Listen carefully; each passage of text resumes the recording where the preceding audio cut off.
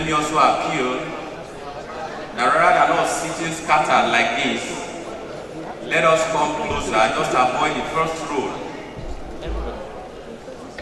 The front row is reserved for our fellows of our institution. But any other one behind, please, let's draw closer and cover up this space. Please, draw closer, let's draw closer. So that we know that you came early, those that came late can sit behind. Discipline in this institution.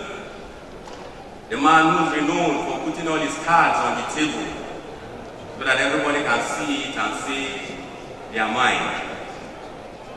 He is the 23rd president of our institution,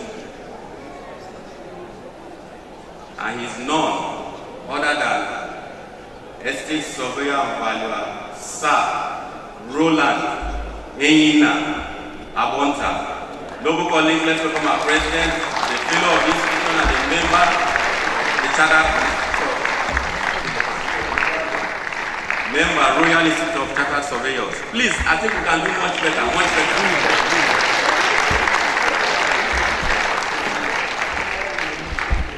Please, can we do that if you sit down? Can we still do that, please? Let's encourage.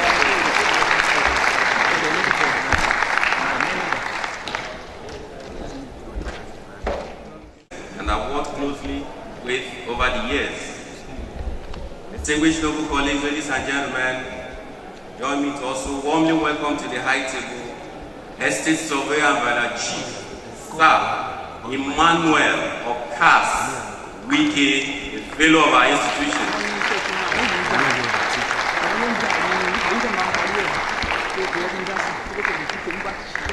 I think we can still do much better with the clients so that you see it fully.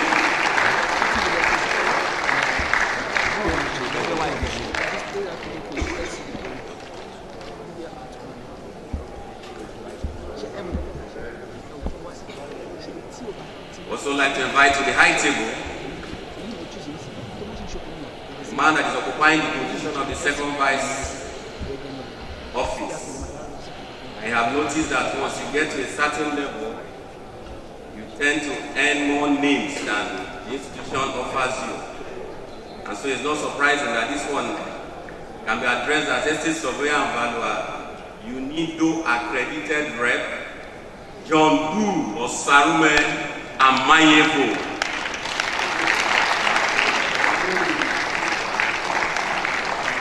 Some people said he's the donor general of Naive, while some said he's like a bull on rampage. Whatever way, he's John Boo and Amayebo. Please, let's appreciate it.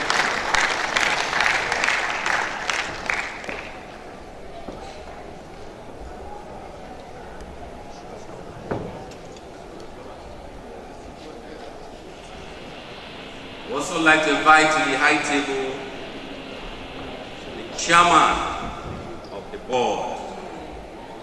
He is our 15th president, and indeed it's always an honor seeing him in our program. Distinguished noble colleagues, join me to warmly welcome to this high table Estate Surveyor and Valua Nweke Mezurike, 15th president of our institution and currently the chairman of the board. His presence here means that this event is accredited. Please, let's appreciate him.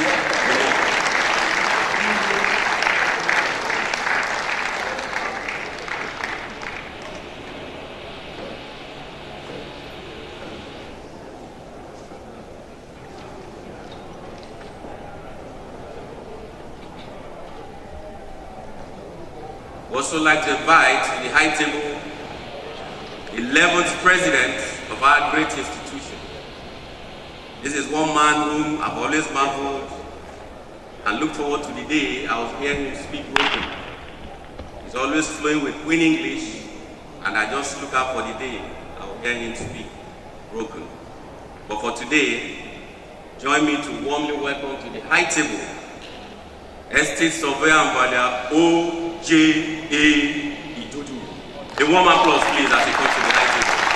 He is a past president and still very active. Very, very active. Please, let's continue doing that. It's not easy, you can see. Very active.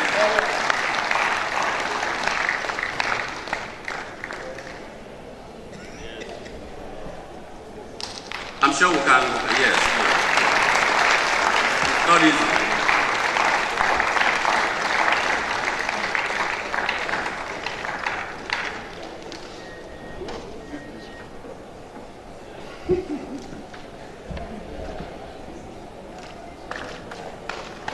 Let's appreciate him. You can see his age and he's still going strong.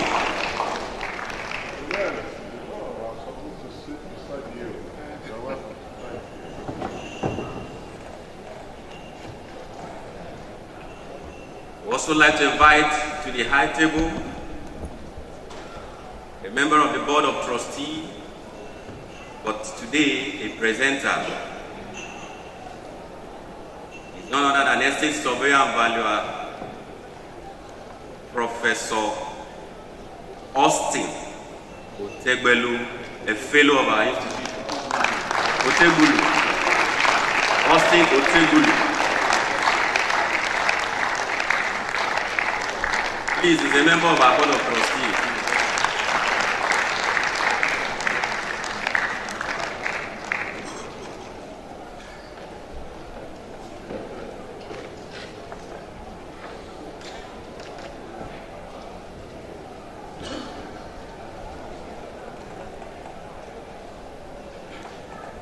Also like to invite one of our presenters today. He is the Managing Director, Lagos Metropolitan Area Transport Authority, Lamata, in the person of Engineer Abiodun Dabiri, joined some minutes ago.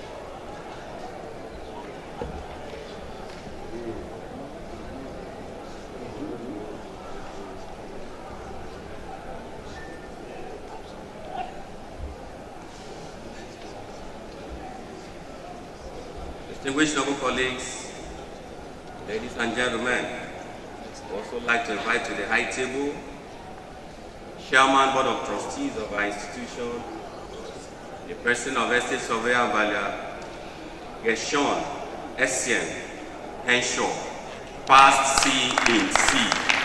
Please, a warm applause.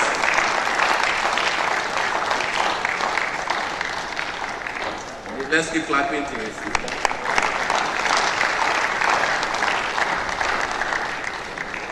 I would also like to invite to the high table the 19th president of our institution, the person of Estate Surveyor and Valuer, Bode Adediji, though his friends like me call him Bode Bread. Please, a warm applause for him.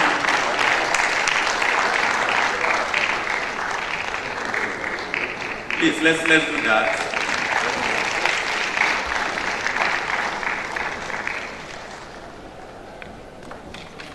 Rest assured, as more dignitaries come in, we will recognize them. For now, I'd like to appeal that all fellows of our institution here present to please respectfully stand up and take a bow. Fellows of our institution. Please stand up and take a bow. Noble colleagues, let's appreciate these wonderful people. Wonderful they are, I tell you. Wonderful.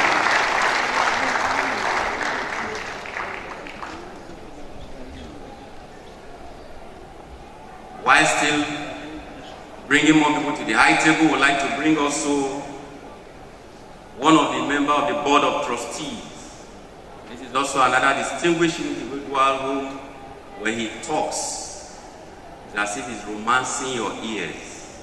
Distinguished noble colleagues, join me to welcome to the high table Estate Surveyor and Valuer, Elder Biodun Odeleye, a fellow of our institution.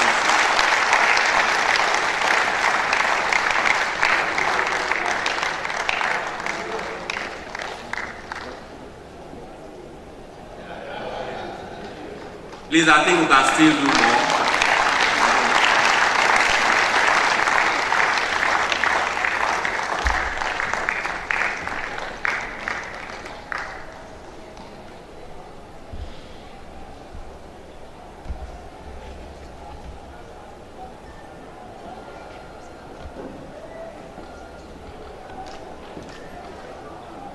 In the same vein, distinguished noble colleagues, may I also respectfully request that all associates above 10 years here seated to please stand up and take a bow. I am one of you, so I'm already standing. So who is supporting me? Yes. Thank you, wonderful people. Thank you. I can see Mpese standing. That's good.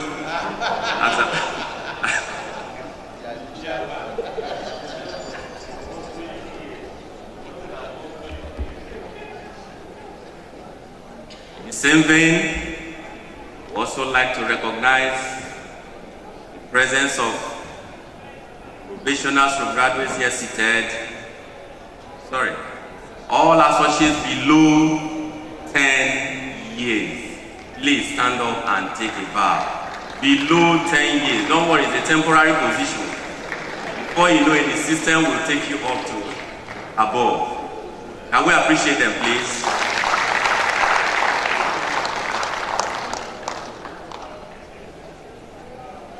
In the same vein, we also like to recognize those whom are waiting for the associates below to move up so that they can step in.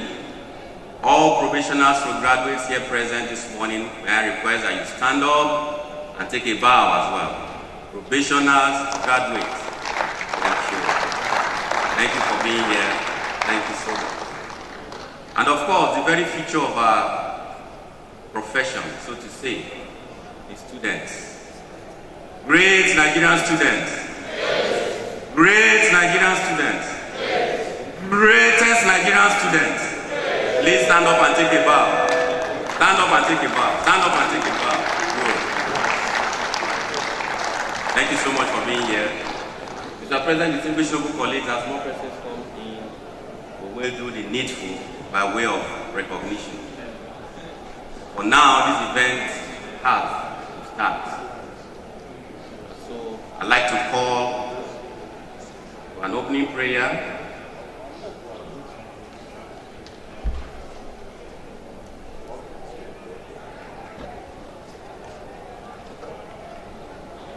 Like I said before, the fear of mistake in naive is the beginning of wisdom. Distinguished noble colleagues, I'd like to recognize specially all members of council here seated. All members of council, please stand up and take a bow. All members of council.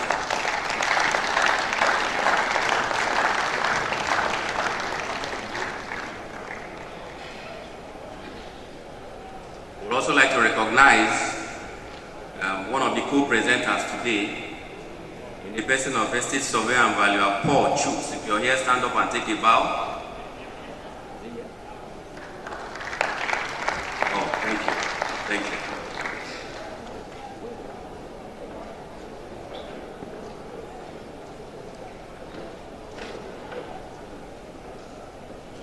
And so to take us on an opening prayer this morning, I have the privilege of calling on a member of the Board of Trustees, a highly revered and respected elder, in the person of Estate Surveyor and Valuer Elder Biodun Odeleye.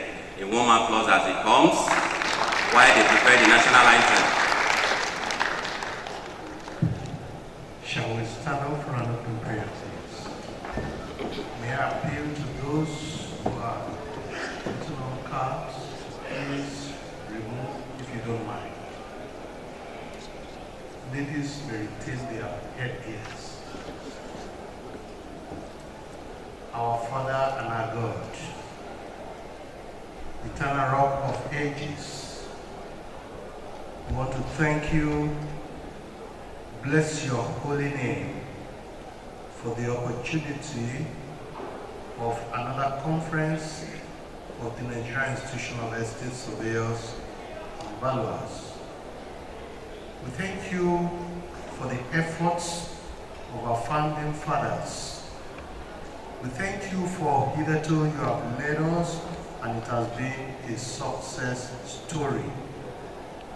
Lord, we invite your presence into our midst as we commence the conference proper, that you will be the Alpha and you will be the Omega. You will take perfect control of every situation and all the affairs that will be involved in this conference.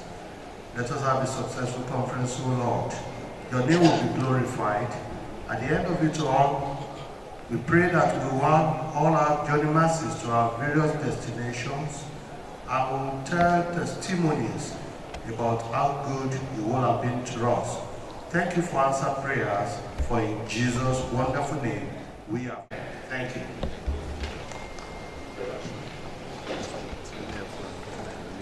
Going straight, may I respectfully request that we stand up as we take our national anthem.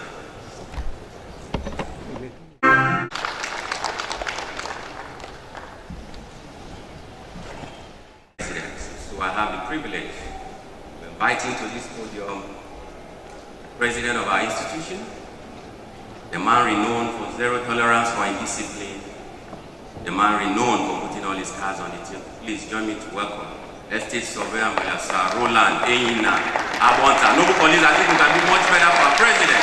This is our president. Please, let's stand up and welcome our president.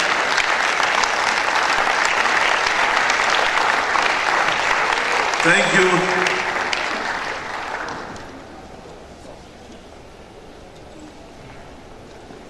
My first Vice President, Chief Emma Okas, the second Vice President of our institution, Estate Surveyor and Valuer Jambul Amayabu, the Chairman of Estate Surveyors and Valuers Registration Board of Nigeria, the Chairman of Board of Trustees of the Nigerian Institution of Estate Surveyors and Valuers, my past president seated. Please permit me not to put numbers so that I will not break any protocol here, but I recognize all my past presidents for this solidarity support for the very first outing of this conference.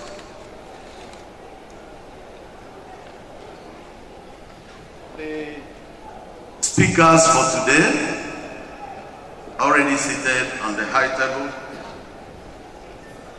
distinguished council members of our institution, distinguished fellows of our institution, associate members of our institution present, probationers and graduates of our institution, students, the future generation of estate surveyors and valuers, gentlemen of the press, I wish to sincerely welcome you to this special conference of the Nigerian Institution of Estate Surveyors and Valuers. From the program with you, you will note that there will be a welcome speech that will come up tomorrow. Due to obvious reasons of ensuring that we have government representation in our conference, we have strategically moved the opening ceremony to Thursday. That has become a tradition for us, and that will still be the case. Come tomorrow, a formal welcome speech will be made. But this is a remark, and in making this remark, I entered this hall today with great memories of the past. About 10 years ago, in this same hall, I was given mandate to be the National Secretary of our great institution.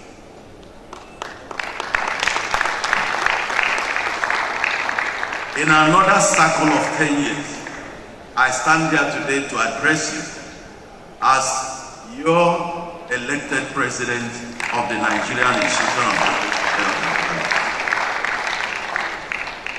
I cannot be less grateful to God, and I cannot stop appreciating you for your support, for your mandate, for an unbroken record of service consistently about 12 years now, outside my chairmanship of a branch. This hall is special in many ways. My then president was also inducted in this hall, talking about Estate Surveyor and Valuer Bode Adedeji, whom I serve as the National Secretary. Coming to Lagos for Estate Surveyors and Valuers is a memorable event for us.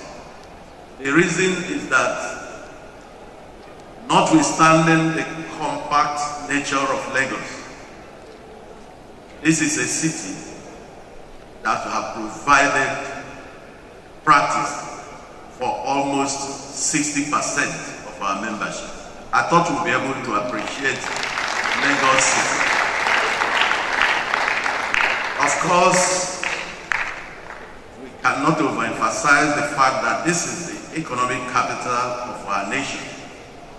And because of the nature of what we do, Niesv can as well adopt this city as the capital city of Nigerian Institution of Estate Surveyors and Valuers.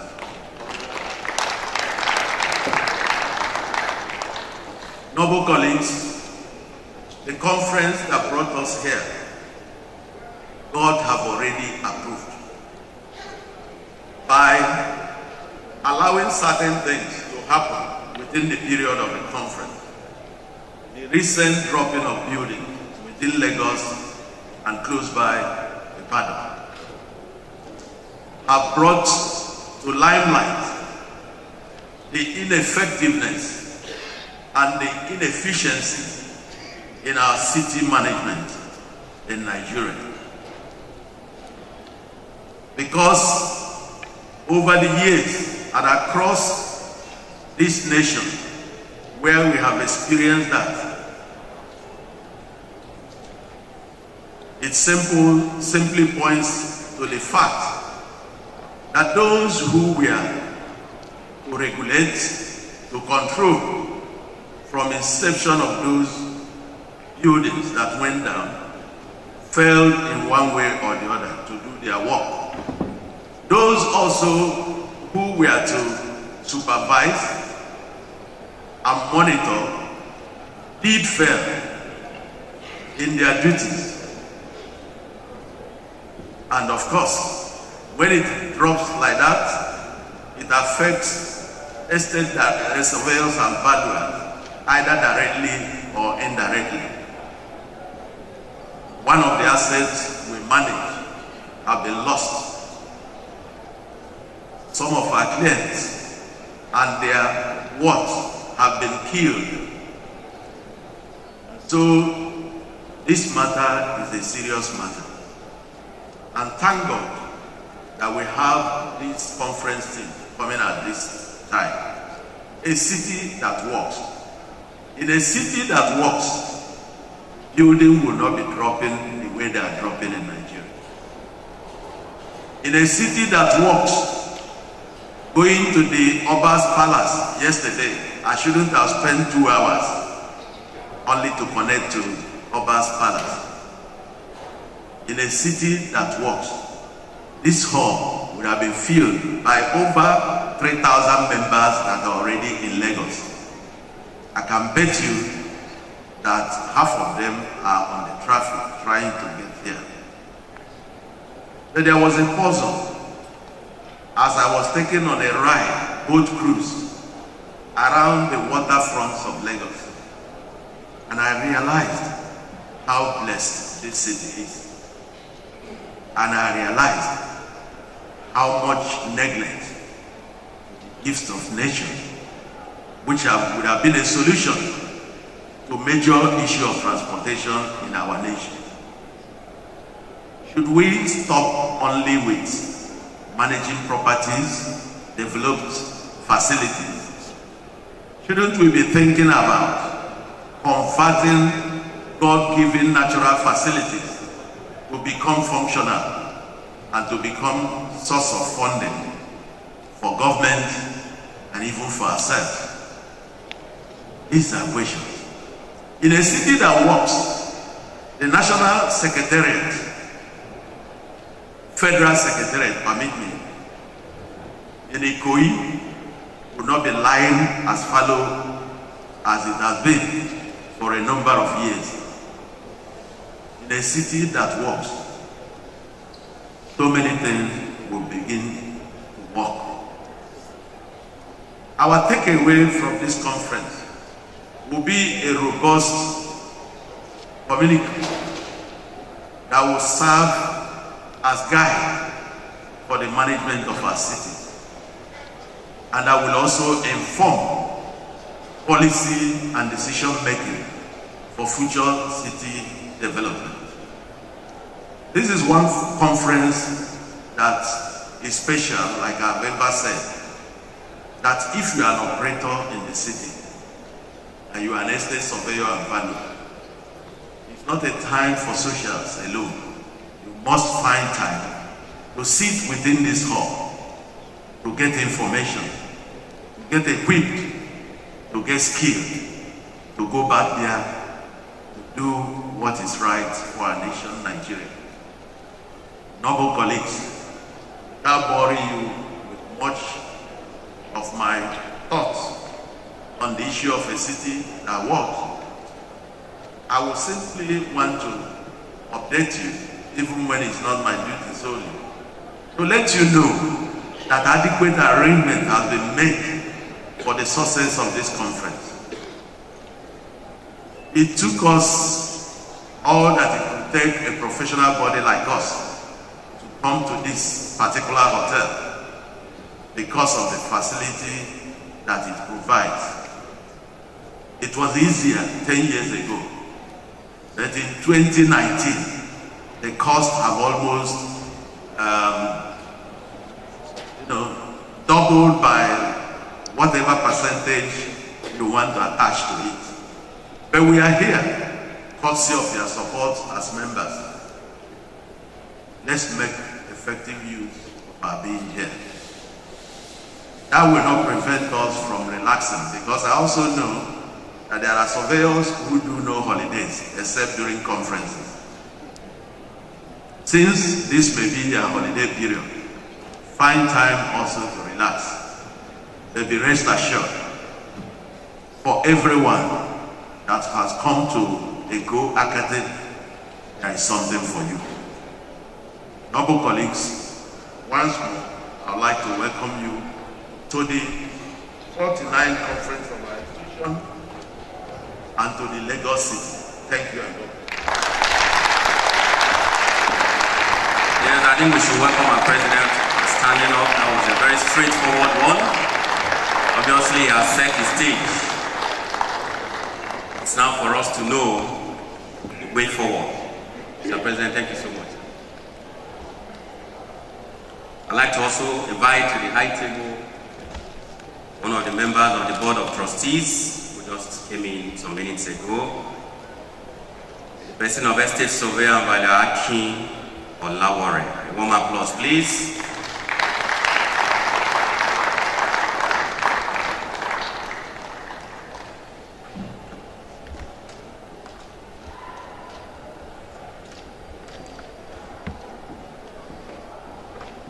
We did announce and invited to the high table the MD of the Lagos Metropolitan Area Transport Authority. Okay. Also like to recognize the presence of the rapporteurs in today's session. They are all from the Department of Estate Management, University of Lagos. We have Dr. Oyalowo. If you are here, please stand up and take a bow. Thank you. Let's appreciate her. We also have Mrs. Ohiro. Forgive me if I don't pronounce that well. Thank you so much. Thank you. I've also been informed that branch chairmen here present should please step out and see the CPC chairman just briefly. Branch chairman, it has to do with the collection of materials and bags. Please, just step out briefly, see the CPC chairman, Estate Surveyor Madam Stephen Jagu, FNIBS. Please, help us. Thank you. Going forward, I'd like to invite the lead speaker of the day. He is the second vice president of our institution. Some people say he is the donor general of NIGERIAN. Some say that when he wants to achieve results, he goes like a bull on rampage. But in the secretariat, you have his name as Estate Surveyor Brother John Boo or Sarume Amayebo. Please welcome him.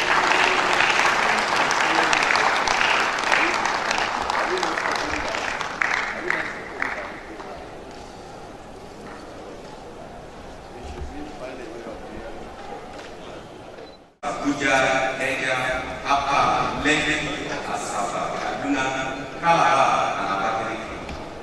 was born in the ancient world, is a recipient of the United Nations Industrial Organization (UNIDO) Award for commitment to quality and management by excellence.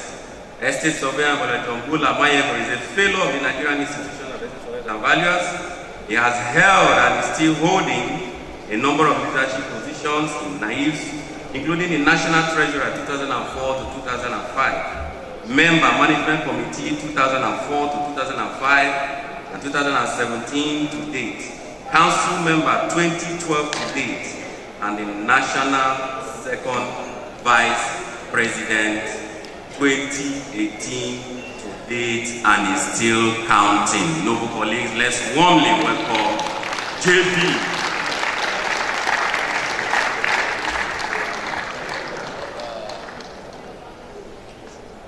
My president, my first vice president, chairman of SURVEYORS, please permit me to stand on the already established protocol of our president. I would like to apologize that I will not be able to control my slides from here, even though I have been given 30 minutes to present about 40 slides. On that note, I want to appreciate the Council on its wisdom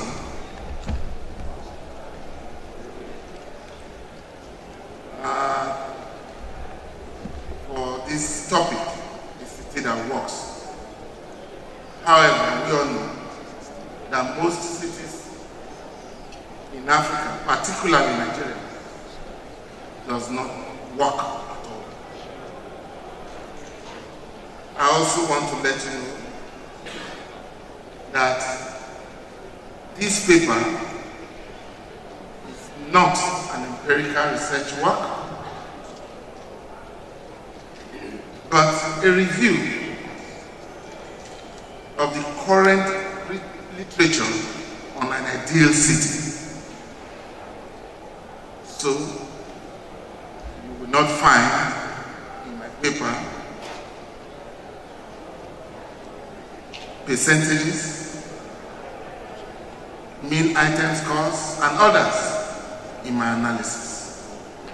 But I'm very sure that those who will deliver theirs after me will also do justice to the team.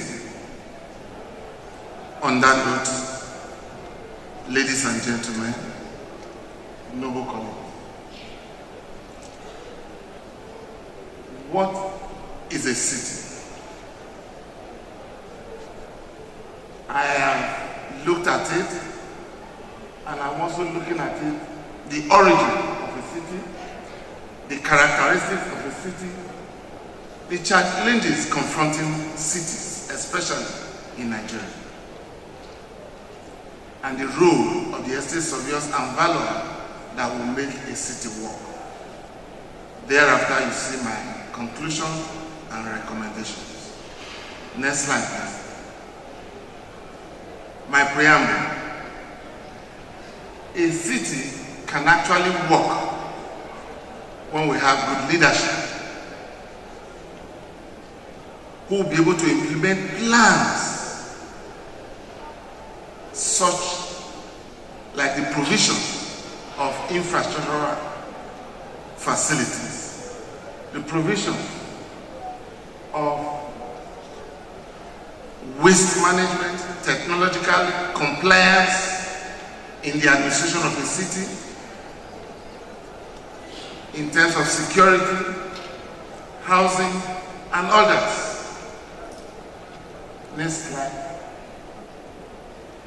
Now, in my introduction, I looked at what is work. Work is just to perform a function. And what is a city? A city is a community of settlement. A city is a community. Next slide, please.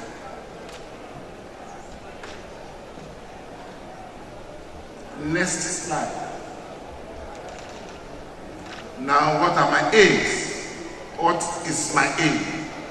My aim is to analyze the influential factors that should make a city to work in Nigeria.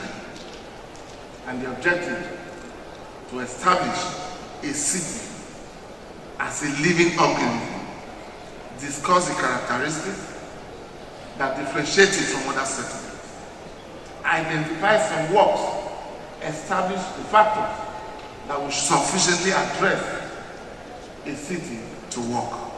Next slide, please. The origin of the city. City started from hamlets, villages, towns. There are some factors that gives rise to the formation of a city. We all know man wants to live with other people. Man cannot live alone. Also, there are these issues of man need to defend himself. So these bring people together to form a city. Next slide, please. Now we are talking about the dynamic of city growth. Certain factors which operate in some areas that tends to make some cities to grow faster.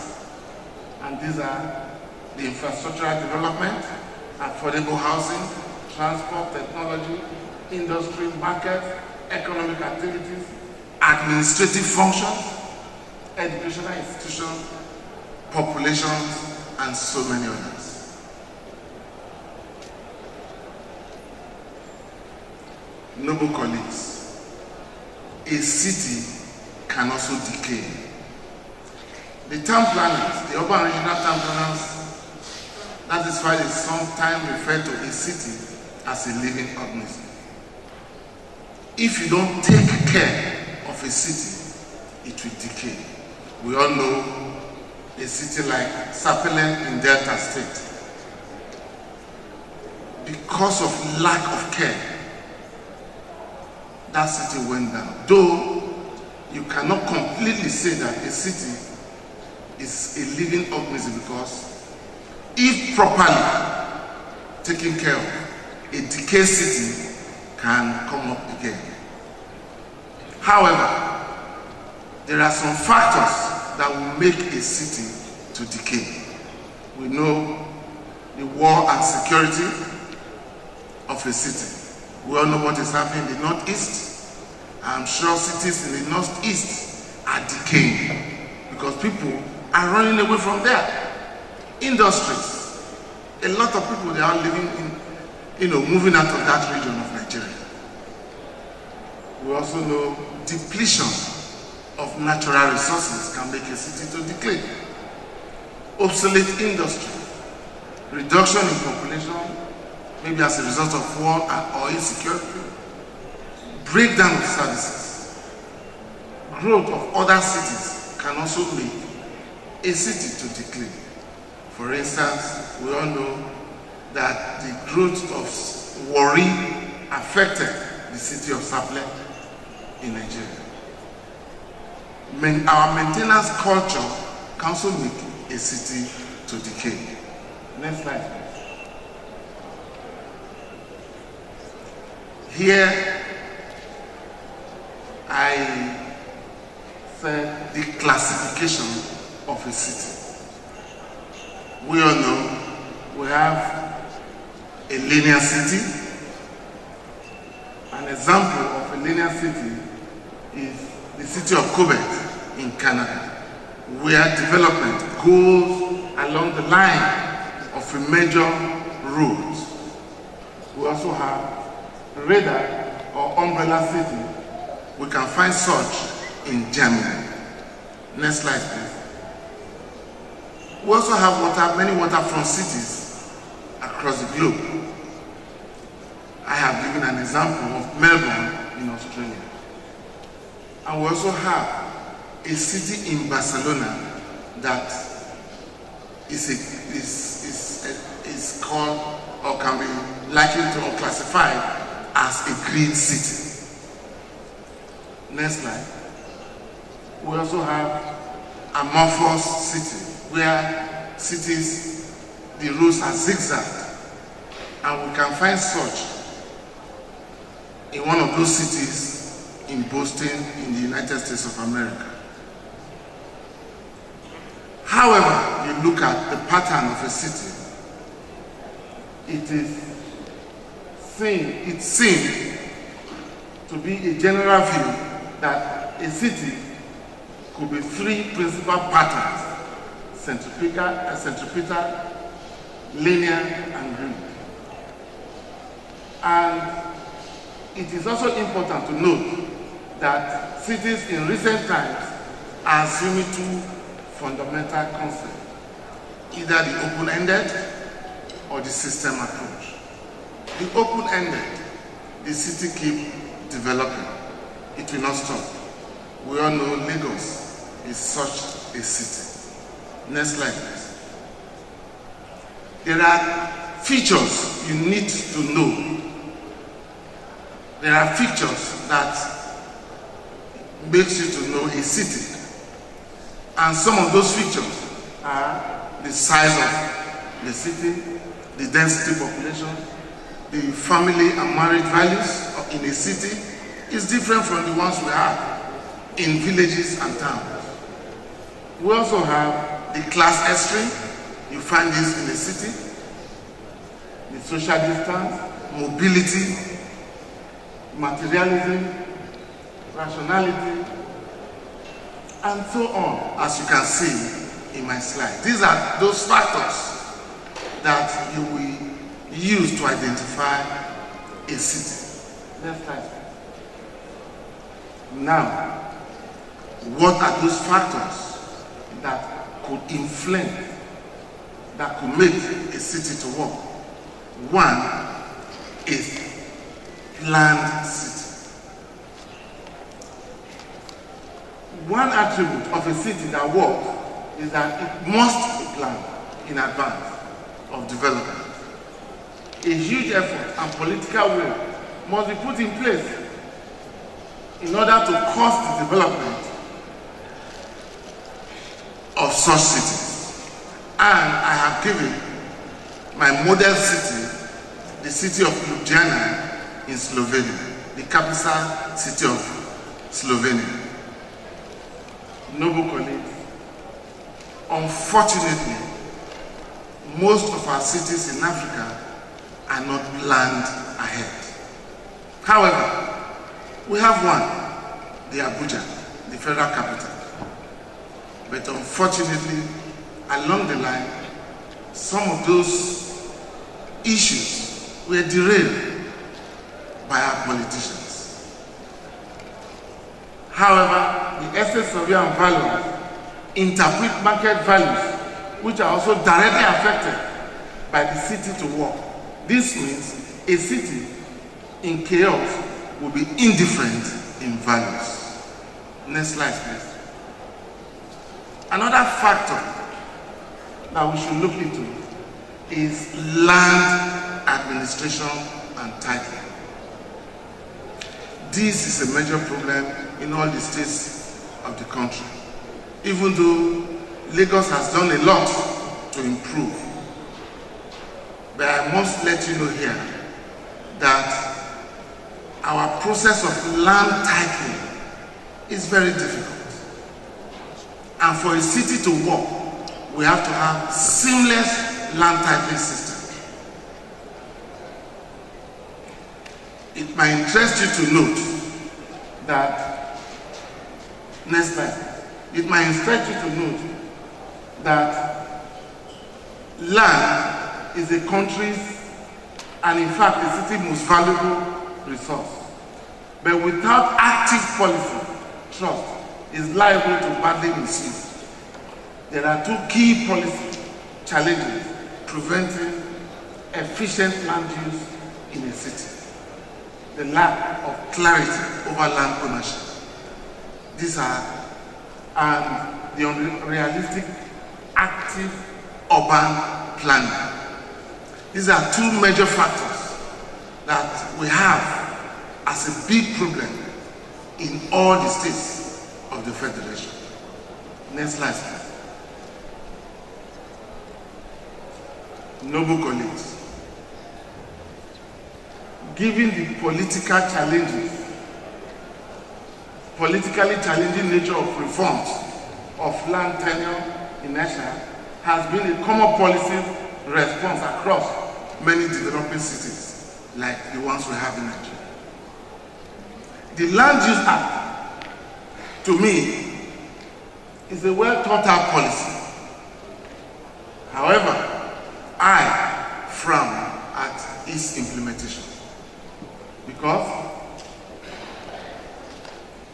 and that is why I join others in advocating the removal of the Land Use Act from our constitution, because we all know land administration is dynamic. So you can just imagine, since 1978, nothing has been done to improve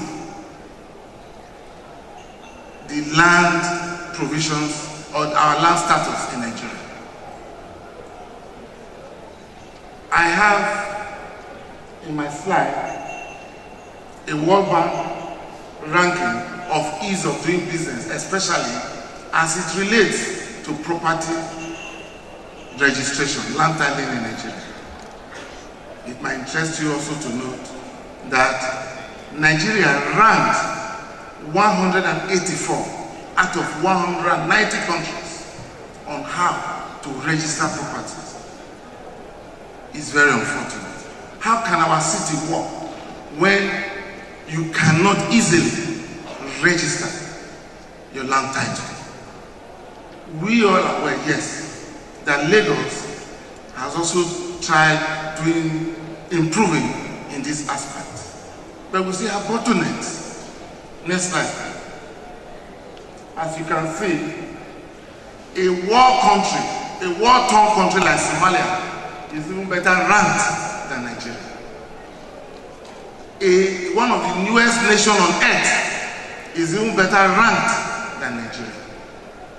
So Nigeria is regarded as one of the most difficult countries in the world to perfect title documents. How will our city work?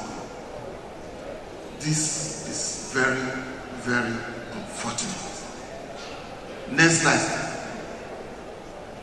We also know for a city to work, you have to be technologically compliant in all its ramifications, in terms of provisions of infrastructure, in terms of city administration, in terms of services. This is also lacking. Even though we see what others do in other climes, you will still be asking yourself, what is our problem? What is our problem? Most of our cities are not technologically compliant in the way they run those cities. So for a city to function well, you must embrace technology. Next slide. This is a major factor. Our president just now, in his welcome address, took apology for some of us who are just coming late because of traffic. All over our cities, we have bad road networks, we have transportation failure, we have so many problems. I am sure for those surveyors who practice in Lagos, if you manage any property in Apapa and you lose your tenant, only God knows when you'll be able to get another tenant to take that place. And I am very sure too that most surveyors in Lagos hardly go to Apapa anymore because of traffic, and we have GRA in Apapa. And this is a major problem. It has affected property values in those areas. In my slide, I show one of those traffic jams in Apapa. Next slide.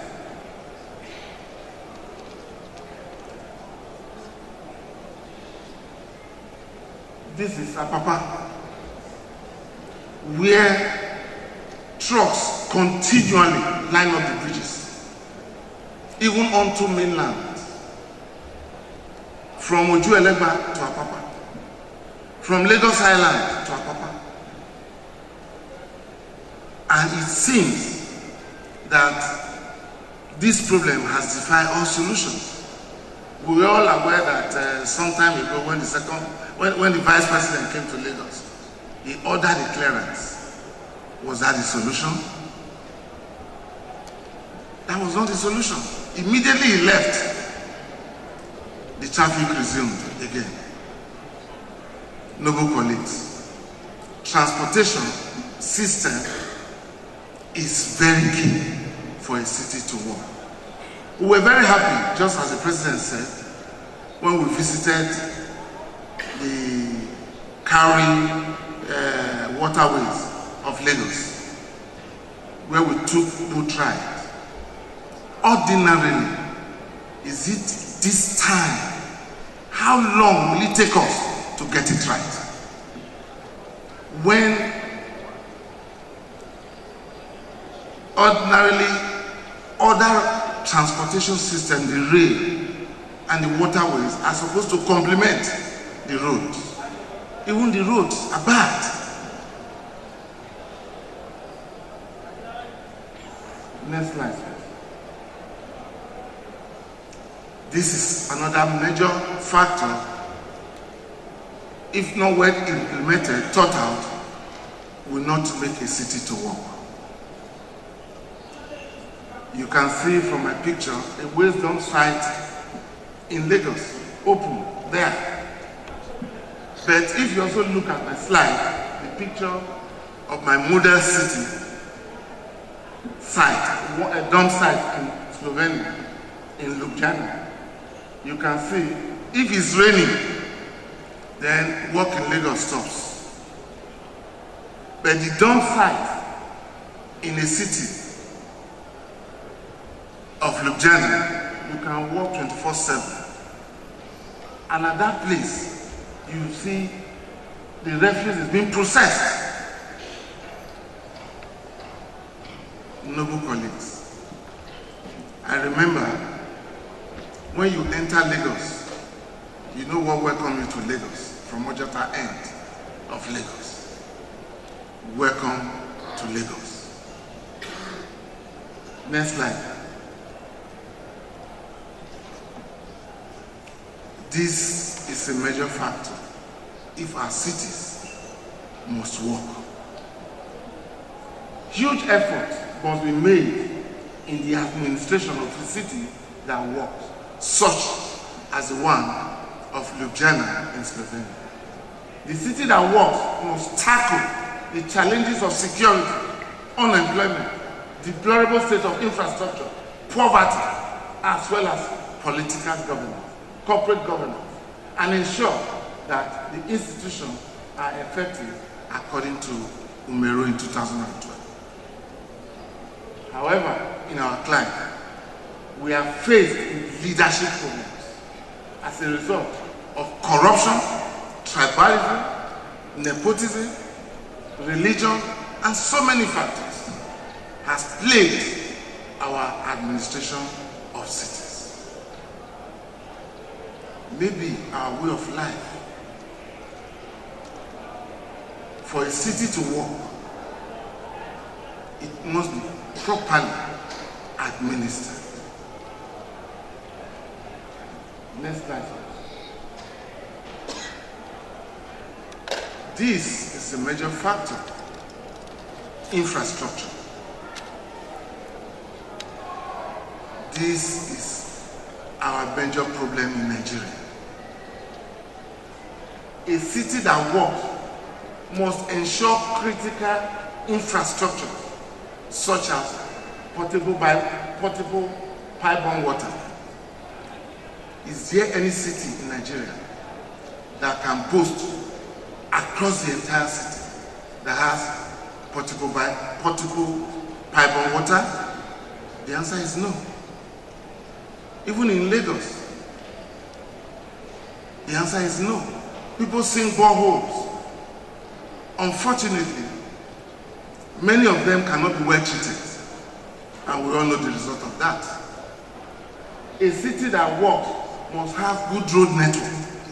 A city that works must have affordable housing. A city that works must have constant power supply. A city that works must have good information technology. Unfortunately, again, these are lacking in our cities. We cannot even take care of our citizens. For us, it's a big problem. Next slide. You can see we said Lagos is working. Today, this is one of the scenes, even in an area, we all know where Lekki Peninsula is, Lekki Phase 1, Phase 2. Lekki area of Lagos, we still have such slums like this. Where are the infrastructures? No. This is Lagos. We also have, of course, we're already used to the Maputo slum of Lagos. It is very shameful. And don't be surprised, the local governments will be going there to collect taxes. But do they have infrastructure? It's zero. They tap lights anyhow. Next slide, please. This is a big issue. For a city to work, they must have an efficient system of protection and rescue operations with modern and adequate equipment to take care of emergency. The picture you can see is just a recent scene from the Lagos building collapse. In other climes, when such happens, you will see the various agencies of government. First, the security. The police will secure the area immediately. In our climb, you see area boys and sympathizers all doing their business over there. And in our nation, for a city to work, there must be adequate security of the citizens.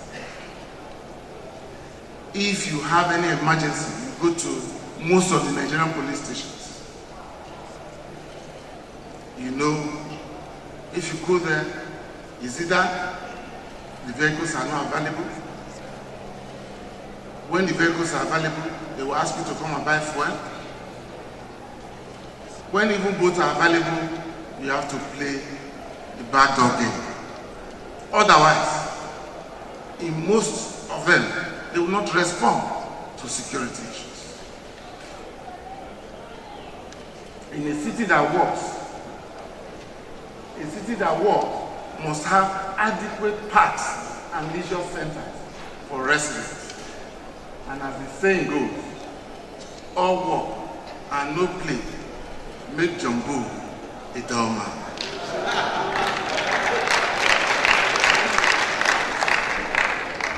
So all these factors put together influence a city to work.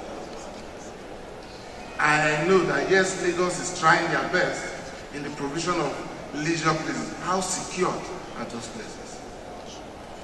Are you sure if you are relaxing with your family, 1-2 minutes you are there, how secure? Next slide.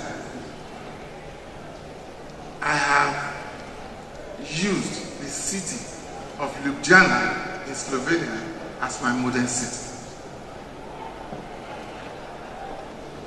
Next slide, that's the picture. In the city of Ljubljana, they have 6 offices in the administration. And they have about 10 departments in the city. And out of that 10, I extracted about 4 that relates to us. As you can see, we have the Office of Public Purchasing, Office of Legal Affairs, Office of Organization of Works of City Council, and all that. And in the department, you have Department of Finance and Bookkeeping, you have Department of Culture, you have Department of Real Estate, Department of Urban Planning, Department of Environmental Protection, Department of Emergency Management Department, and others. Next slide. In that city, these are the functions of the Department of Real Estate. In charge of acquisition, in charge of managing the land, in charge of land titling, registering of property, and all that. Next slide. We also have the Department of Urban Planning,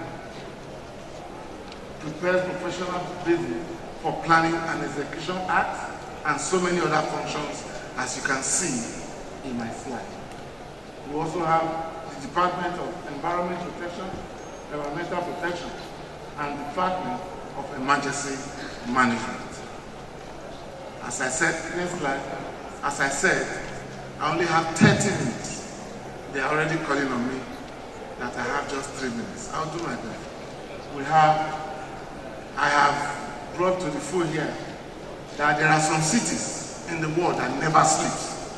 So that means the administration must be top class. The top 10, Spain has 6. And we also have Cairo in Egypt. Next slide. Relevance of estate surveyors and value in making a city work. The estate surveyor and value as a land economy as a facility manager, as an asset to infrastructure valuation expert, as resettlement and urban renewal consultant, as property tax consultant, as real estate market expert, cannot, I said, cannot be overlooked if our city in Nigeria has to work. It has to be part of the key policy decision making for our cities to work. As a land administrator and economist, those are his functions. Next slide. As a facility manager, as infrastructure valuation expert. Let me come in here.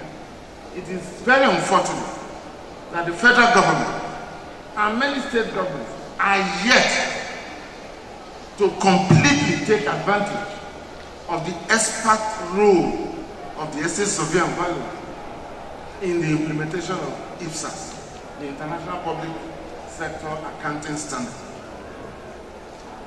As estate survey and value, by his training, is the only profession in Nigeria recognized by law to place value on any asset, including land and buildings, roads, bridges, train, ships, power lines, and so on. Let me inform this august gathering that the Nigerian Institution of Estate Surveyors and Valuers have been training and retraining our colleagues in this area of valuation. Not too long ago, our current president and the past president led a delegation to the famous University College of Estate Management, where some of us were trained in the area of how to value trains, roads and bridges, vessels, aircraft. Unfortunately, the federal government has been requesting the International Financial Reporting Council to keep shifting the date for them to be compliant with IPSAS. I remember sometime in Abuja, they told us that it was 2018. They have shifted to 2019. I hope they will not shift it to 2020. As resettlement and urban renewal consultant, please, next slide. As property consultant, property tax consultant, the estate survey and value determines property value, whether rental or capital, which forms the basis of tax assessment. For me, the failure of the implementation of land use charges at the beginning, especially in Lagos State and so many states, was because they refused to acknowledge the important role of the estate surveyor and value. They just, on issue of land use charge, they refused. But recently, I think Lagos State has started doing the Niesv by engaging, but at the beginning, they were neglected. Noble colleagues. Next slide. Permit me to just go through it. Before my final conclusion, housing, infrastructure, and public services form the backbone of rising productivity and living standards in the city. Without significant investment in these to meet the needs of citizens, rapidly growing cities become hotbeds of congestion, crime, and contagious disease. Even minor investment in the transport system combined with smart regulation can significantly improve people's access to jobs and services. At the same time, regulatory changes to reduce high cost of housing production and proactive infrastructure provision for urban expansion offer significant potential for housing rapidly growing urban populations like Lagos. The content of this paper provides a toolkit of information and resources to help informed decisions that will make a city to work. Next slide. My recommendations. Our government must embrace as quick as possible, where they are still lacking, the deployment of ICT for effective management of our cities. We need a greater political will to design and implement policies that are people-oriented. Government must at all times consult and use the right professionals in policy decision-making and implementation. Government in making policy should be holistic and ensure that all ICT infrastructural frameworks should be tied together in a database. There should be capacity development. Our government needs to regularly collaborate with such cities like the city of Nigeria and tap from their wealth of experience on how they manage, administer their city. Our land titling process must urgently be looked into. We must improve it to improve bureaucracy and electronically driven to reduce human interface that fuels bottlenecks and corruption in the system. As a people, our mindset and orientation must change, and this also can be aided when our government is transparent. Noble colleagues, ladies and gentlemen, thank you for your time, and I appreciate you.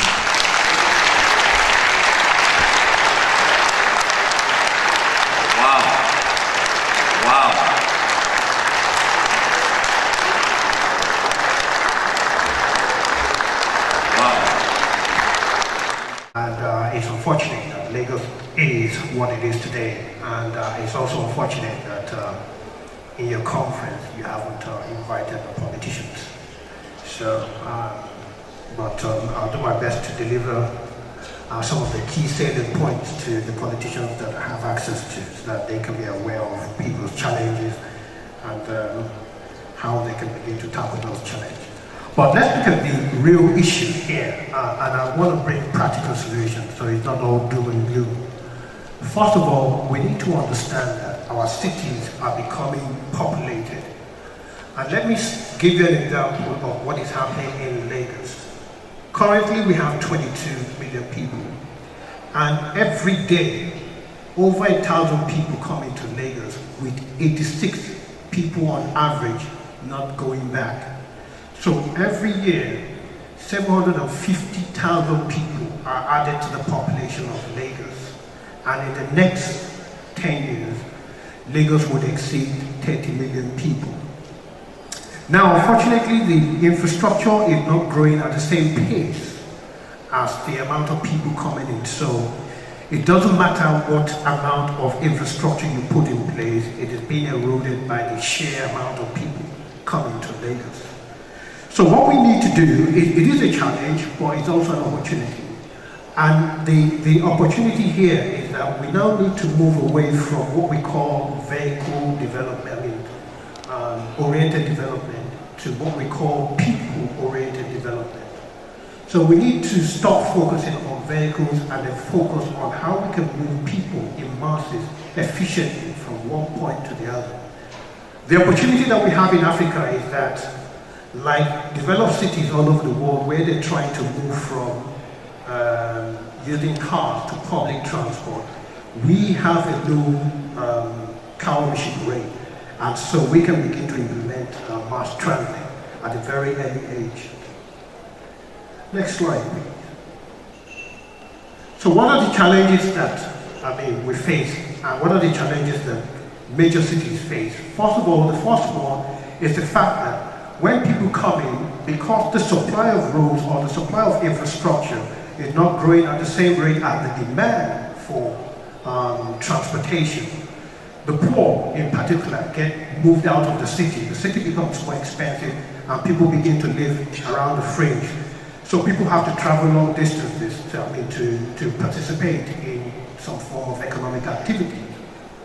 Secondly, because our public transport is not that great, people are forced to use all kinds of vehicles, like vehicles that are not roadworthy, etc. And everybody trying to use the small available road space, and hence the congestion that we face. And because of the kind of vehicles that we use, and I'm going to go into all these practical terms in details, we have high pollution rate in Lagos, which affects the health of people. And most importantly, the public transport system in Lagos is not properly regulated. People can buy doubtful and they run on any route, and nobody regulates them, nobody investigates who is running on this route, whether a particular route is oversubscribed or whether a particular route is undersubscribed. And the problem is that as the amount of people coming, the poor are the ones that are affected the most, because they are the ones that get pushed out into the areas that are not well developed. Next slide, please. So what are the opportunities? This is an opportunity for Lagos, for Abuja, for major cities in Africa in particular, to develop a multimodal public transport that is world-class.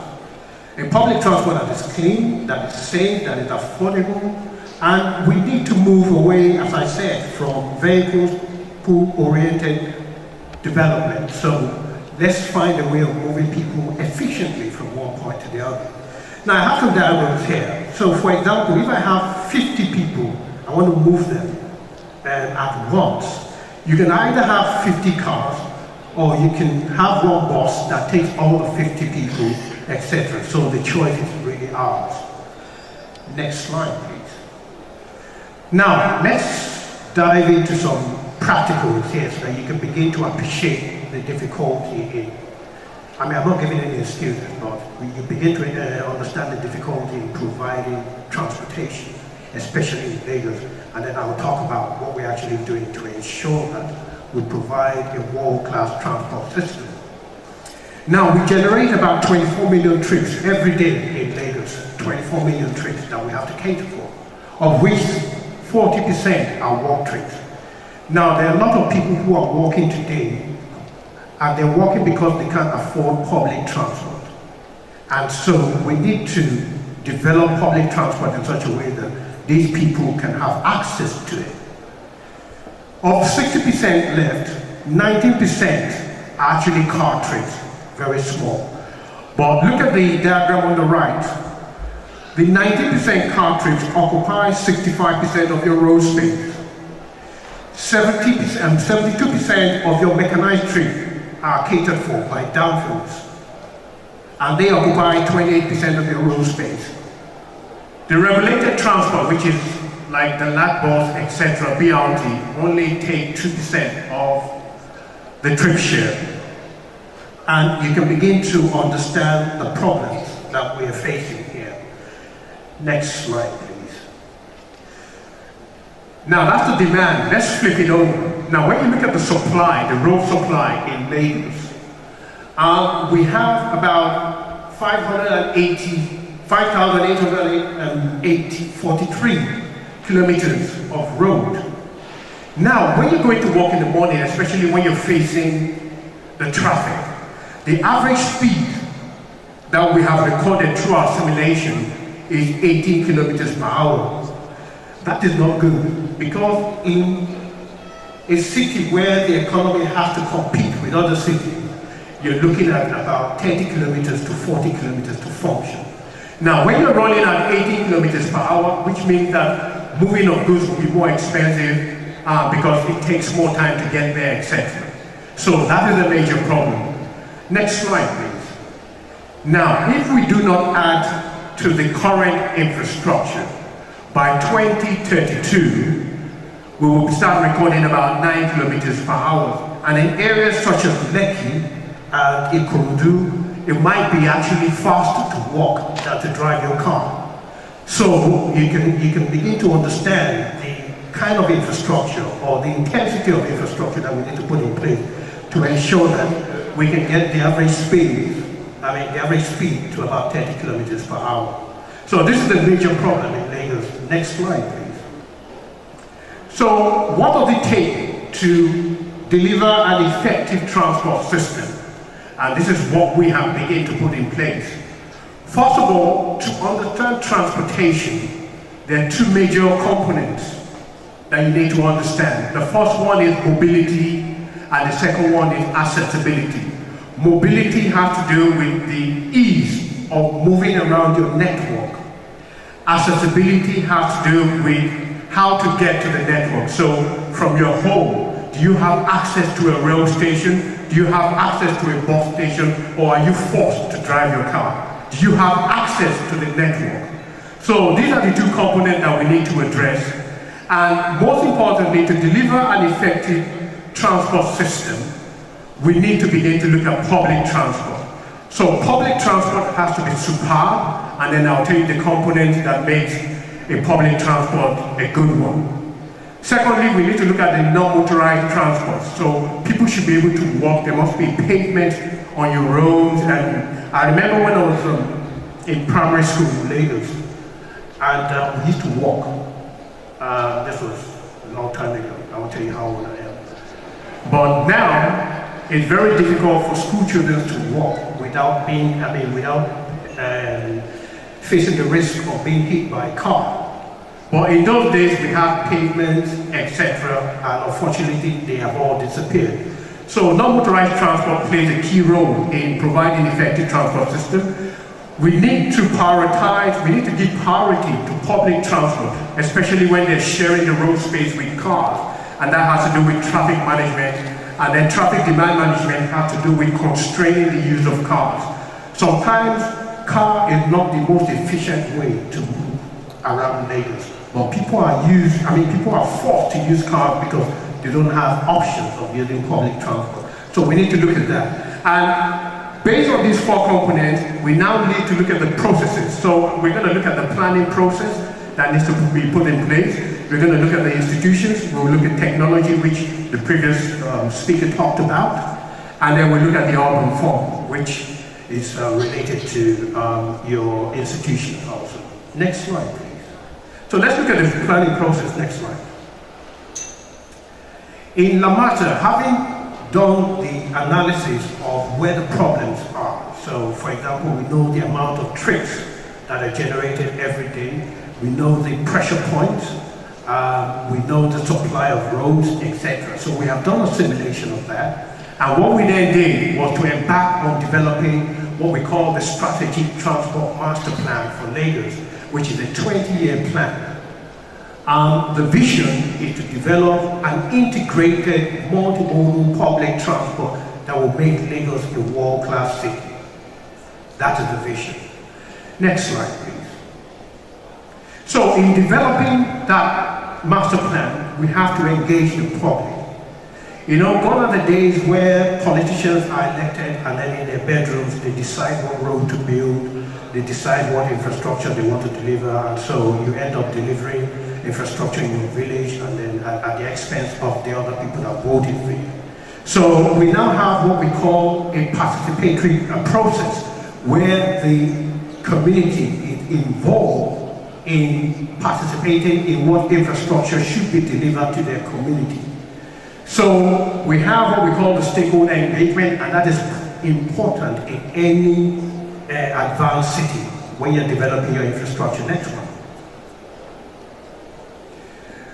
The next one is the strategic direction, and this is where Lagos is headed. So you have what we call the Alimosho Model City Plan, you have the Ikeja Model City Plan, you have the Badagry Model City Plan, and it is of no use if that plan is not integrated with the Strategic Transport Master Plan.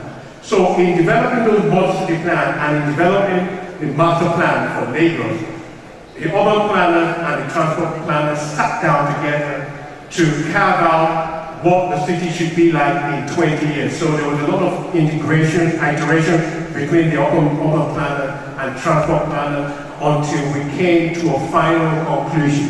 And the master plan is available to everybody who is interested. I'm sure if you have access to the Ministry of Urban Planning and Urban Development.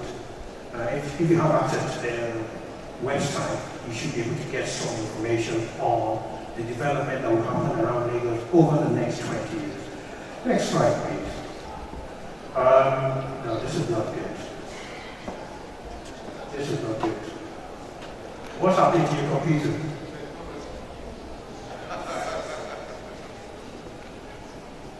Wow. Now, I can't talk about this without showing you what is happening here. Do you have another computer, please?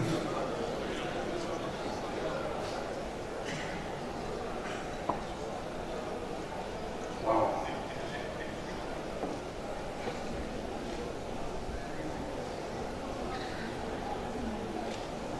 Okay, can you see the whole, you can see the whole thing there? This is not good, especially for a hotel. No, I'm not taking this. I'm sure we can do something about it. This is not doing justice to the presentation at all.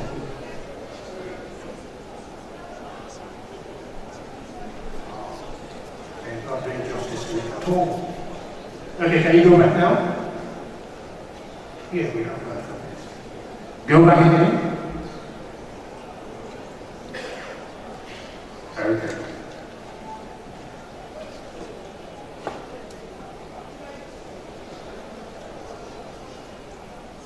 Okay. It's quite unfortunate that technology has failed us. I was going to show you the 6 rail lines where they're located, and the fact that we started the blue line and the progress we've made on the blue line. On the BLT, we have 14 BLT routes. We have implemented 2, one from EMS to Mile 2, and then from Mile 2 to Ikorodu. And we're implementing the 3rd one from Oshodi to Abuja. And there are some diagrams that I was supposed to show you. Next slide. Next slide. Okay, the water is showing, that's fine. Water, we have identified 26 routes. You can see the one from Ikorodu to Marina, Ijede, Badore, etc. Some of them, they've started ramping up the operation, but over the next 2 years, there's going to be major activity on our waterways. Next slide, please. The bus reform, you must have heard that we're trying to get rid of eliminate downfalls. And so what we did was we studied all the bus routes in Lagos. So there were 826 routes in Lagos, and we've rationalized that to 425 routes. And these are the routes. And so every bus that's flying the various routes would have numbers. You know, they will have operators. And so what we will do is all the downfall drivers will be absorbed into the system, and they will be trained, because we don't want anybody to lose their job, etc. So we're going to remodelize the bus system and then ensure that everybody operates based on the CNA that they're giving to them. There will be only five operators in Lagos, not 1,000 operators. 5 super operators, and everybody submit to one of the 5 operators. And this will happen over the next 3 years. Next slide, please. I was going to show you the Ikeja bus terminal, which we have built. Anybody that knows Ikeja will have seen that terminal. We've built one in Yabos, that's almost completed. And then we built one in Oshodi, that's almost completed also. And then we're building across the whole of Lagos. And all the motor parks that you see around will be a thing of the past, because they're not functional. They themselves are bottlenecks because they're not big enough to contain all the downfalls. So you see all the downfalls pouring out and then taking up some capacity space. Next slide, please. No, next slide, please. Okay, in conclusion, it's unfortunate that technology has failed us here. An effective transport system requires good planning and participation of the stakeholders. Institution is required to drive the whole process, and a stable institution with people who know what they're doing. Technology is actually important in driving the processes. So your e-ticketing, your common ticketing system, the information we give to customers, etc. That is actually required, and then the monitoring system of the network to ensure that everything is running smoothly. And and when the accidents, etc., we can attend to them speedily. And then most importantly, the integration between the land use and the transport plan is important, because you don't want a situation like what we did in Lekki, where the development started before the roads started showing up. And even when you go to Lekki today, there's only one major road into Lekki, and we're now trying to catch up with other roads like the Coastal Road, the Labo Road, etc., just to keep pace with the development going on there. So that, in a nutshell, is what we're doing in Atlanta. And as I've said, it's not all doom and gloom. Some of them are working. We know it's slow, but in the next 10 years, Lagos will be transformed. Hallelujah.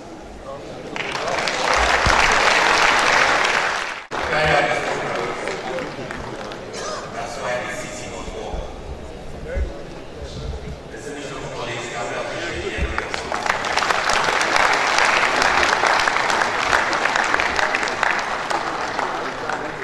Going forward,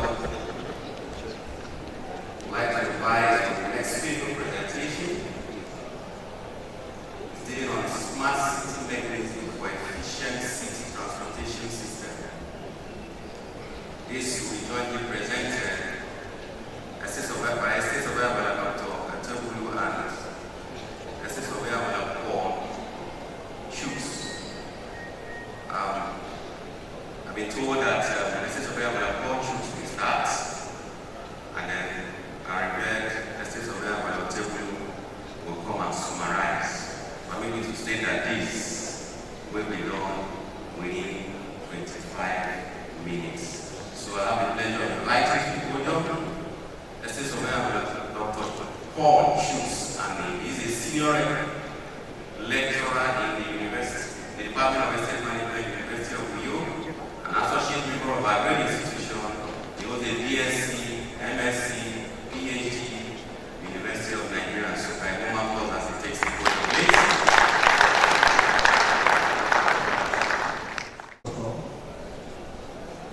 If you look at the screen, you will see the paper topic, that's smart city mechanism for efficient transportation system. One may ask, why do we actually need a smart city? Why is it a matter? Cities are important. Urban centers are engines of economic growth and opportunities. A World Bank analysis of 750 cities around the globe found that from 2005 to 2012, economic growth in 72% of the cities outpaced their respective national economies. By 2025, the world's top 600 cities are expected to account for 60% of global gross domestic product. London today accounts for almost a fifth UK's gross product.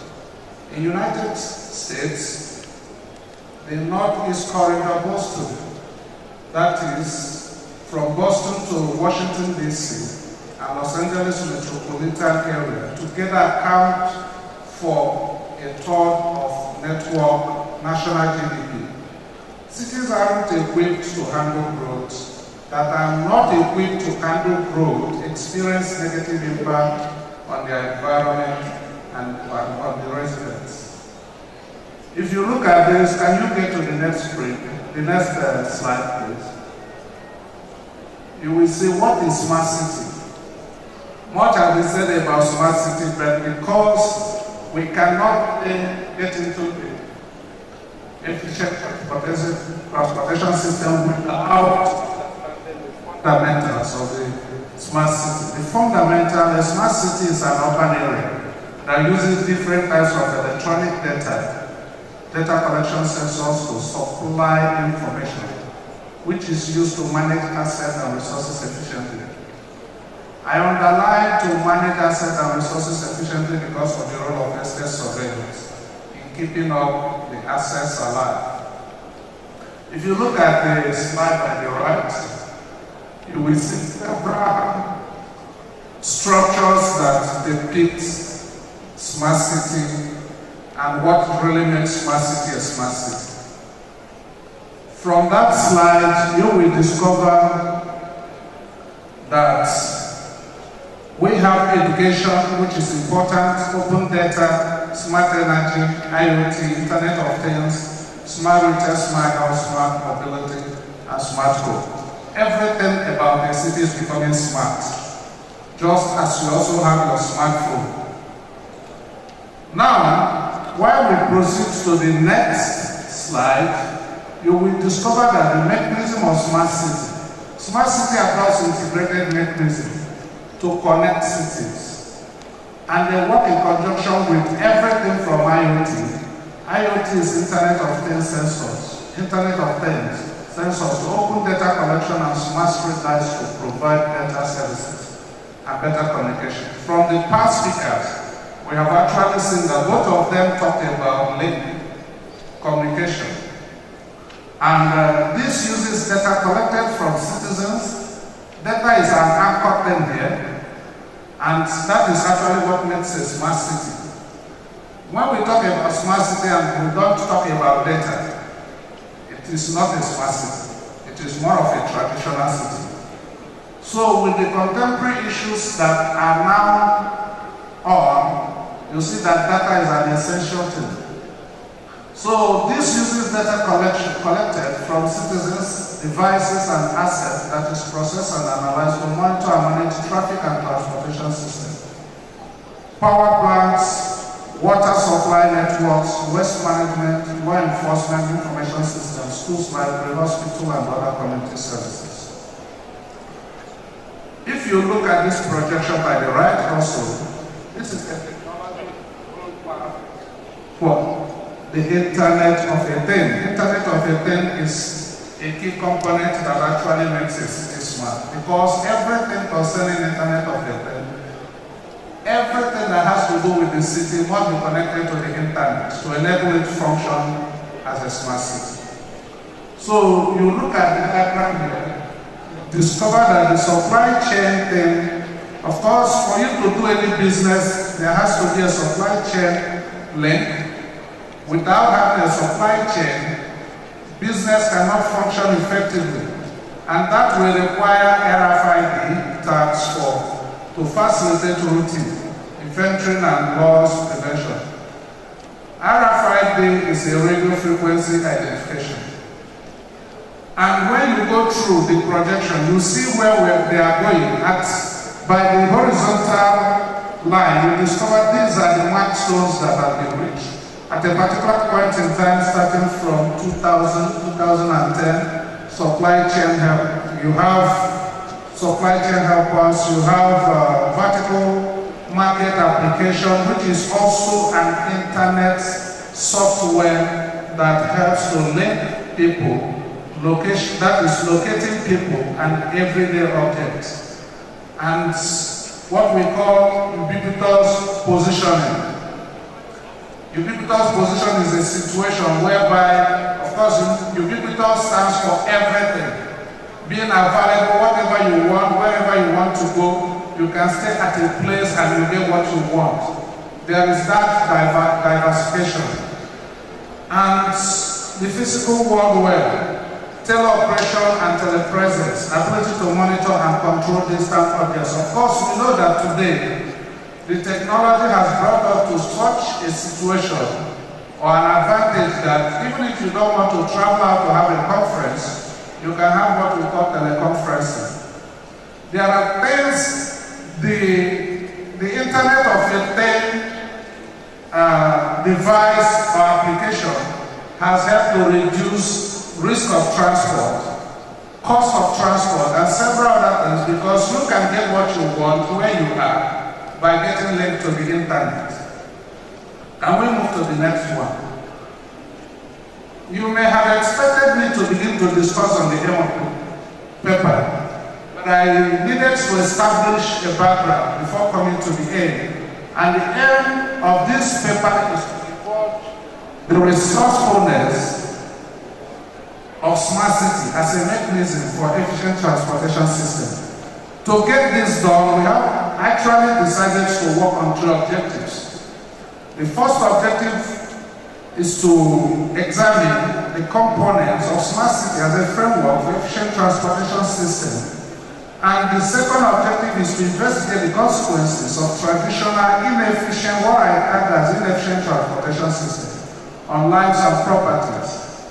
Then the third objective, I decided to limit it to 3 objectives because of time constraint, to link the roles of estate surveyors and valuers to smart city operations, including efficient transportation system. So, now we look at the next slide. There is an analogy here. The analogy there is,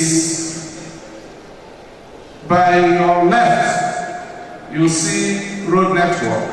By your right, you see a circulatory system of human being. Road network, we are talking about smart city. And in fact, when you go through some work, you discover that smart city can be described by some other names such as intelligent city, live city, and now the institution has given its own definition for smart city in the brief to be city that works. That means smart city must have life in it. It must not be a dead city. And by that, those of you who have studied biology or medical sciences will understand the function of the circulatory system, which I will not stand here to discuss so that I don't make blunders. And when you compare it, you discover that with the circulatory system, we move, we talk, we have life, and we do whatever we want to do.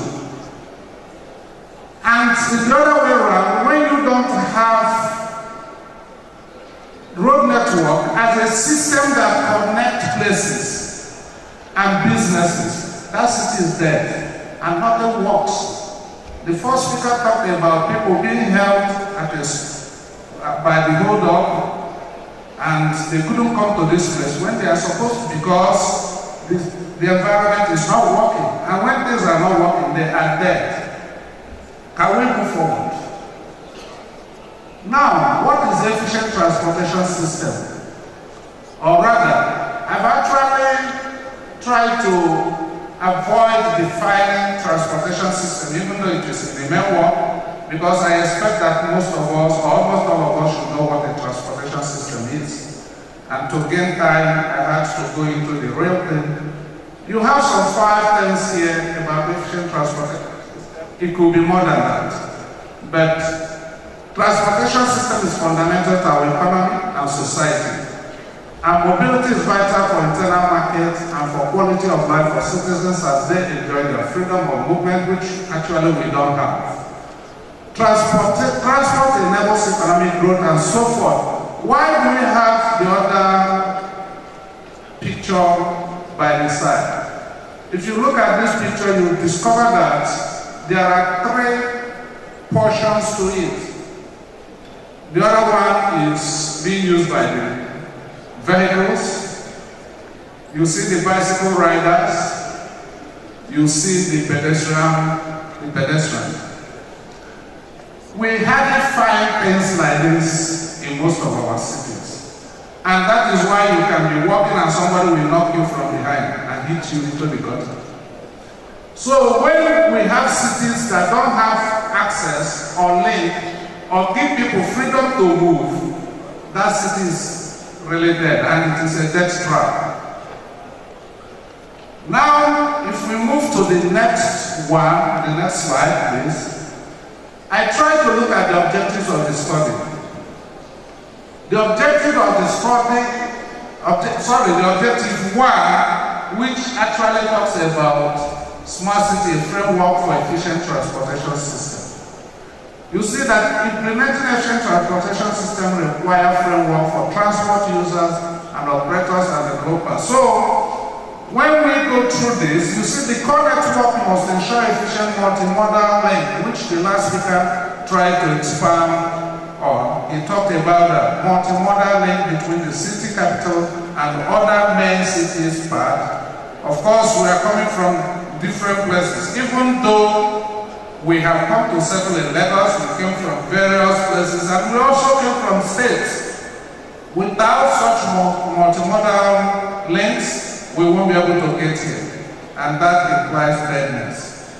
Within this core network, information technology tools should be widely deployed to simplify administrative procedures and provide for good tracking and map out and optimize schedule and traffic flows. So that is what that will imply and which we lack, though I think we are trying to get there. But it's very important. When I saw the theme of this conference, I think with my professor, who is the lead author of this paper, it is very interesting, and I think by this team, if we are not just going to put it up, use it for just a conference paper, conference activity, the penetration of the institution by this is actually showing that we have great role to play in bringing our city into a very lively. Can you get to the next, because I have a short time? Are you sure you are the next one? Okay. Causes of inefficient transportation system. Because of time, I won't be able to have this. It is in the conference paper you read through it. But I know that there are causes which are not taken into account. Okay, I'll go read the summary. Poor forecast. Poor forecast is one of the causes of inefficiency. Time of projection, pressure on infrastructure, poor network, fragmented design, negligence, and incompetence. There are things you can find. Can we just move on, please? Now, of course, just like Lagos has always been the issue. I don't know, but I think what happens in Lagos happens in other states. So it's not just Lagos, but this is what you can find, the consequences of having an inefficient transportation system. Can we just move on? And one thing is very important in that place is debt. There are some line-up of, can you come back a little bit? Thank you very much. Deceleration of economy, supply chain interruption, congestion, accident, death, injuries are high, weak and undependable system. Please, can you move forward? And you look at, these are some data I obtained from the sources National Bureau of Statistics. It was supplied by Road Safety Commission. It's a very current 2018 data, second quarter. Yes, can you move forward? If you look at, please, can you come back a little bit? That table is road traffic crashes on state basis. I won't have time to tell you which one is the highest and what is the lowest, but it is in the paper. Can you move on, please?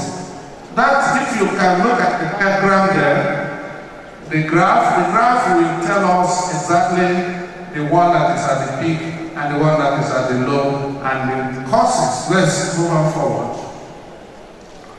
This is continuation. Can you go on? Move on. Now, come back a little bit. This table talks about the causes. So, the acronyms up there shows most of the causes. Can you move forward?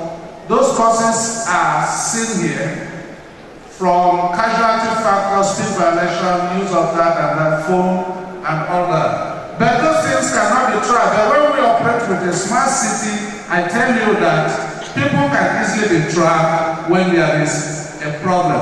I see a lot of people getting kidnapped, but they cannot locate them because there is no data, there is no monitoring sensor, there is nothing to show. So crime is growing in the city, but nobody should be able to give account of it because the city is dead. The city doesn't have actually life, and that is why it is important to have it. Let's just rush to the role of an estate surveyors.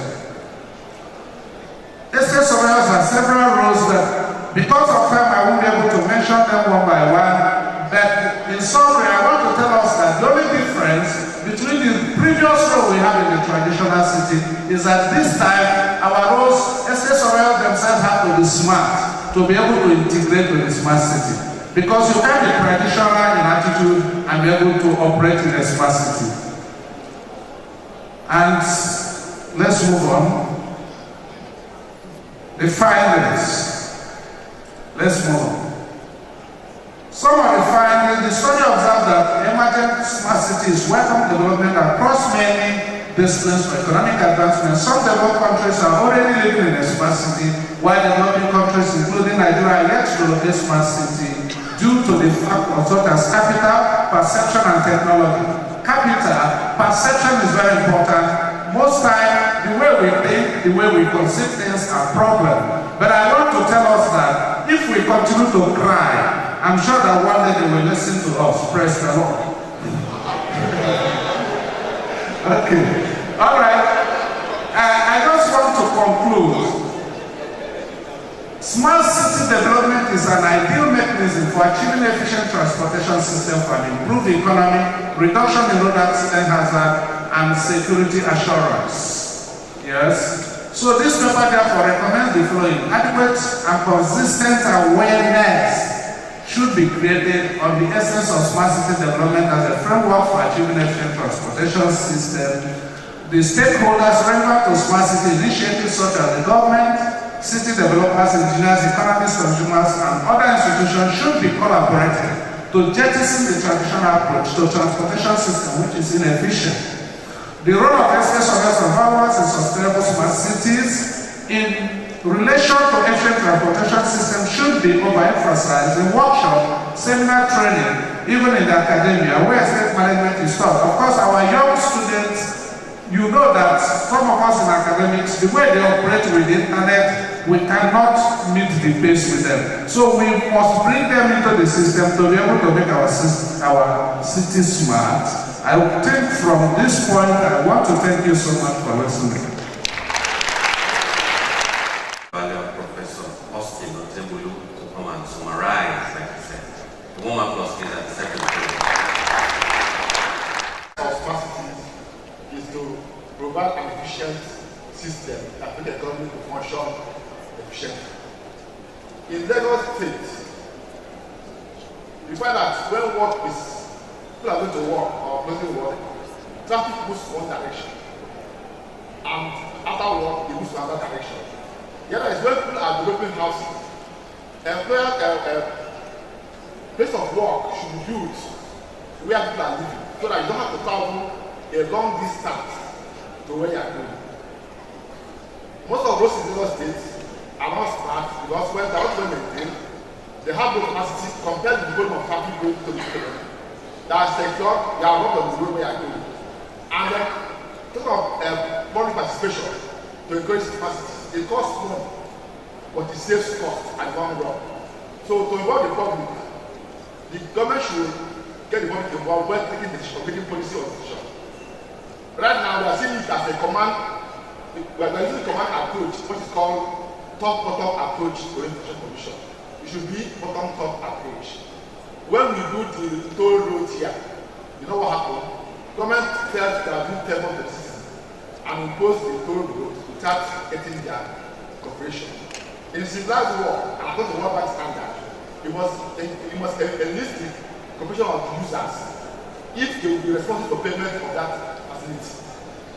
And that's right of the cash. I did a study on that road, and thought of it was right, and it was more useful if people we are involved in decision making, because all over the world, before you do the road, there should be an authentic road to where people are using. You don't just do one road and then enforce a road in that road. There should be road for cyclists, as my brother has said. There's road for cyclists paths, there's rental paths, and so on and so forth. I did a study on those roads. I found out that how many hours a day on road. So if you can do our place of work to where we live, make it nearer, it will reduce traffic congestion. Yesterday, going to our meeting place, it took us almost an hour from PI to VI, which means the city is almost as good as there. So where's how you go to play there? by evaluating our pricing, utility pricing. I'm not utility pricing. I can price toll roads to give you what you can pay for toll road, pay for electricity and water.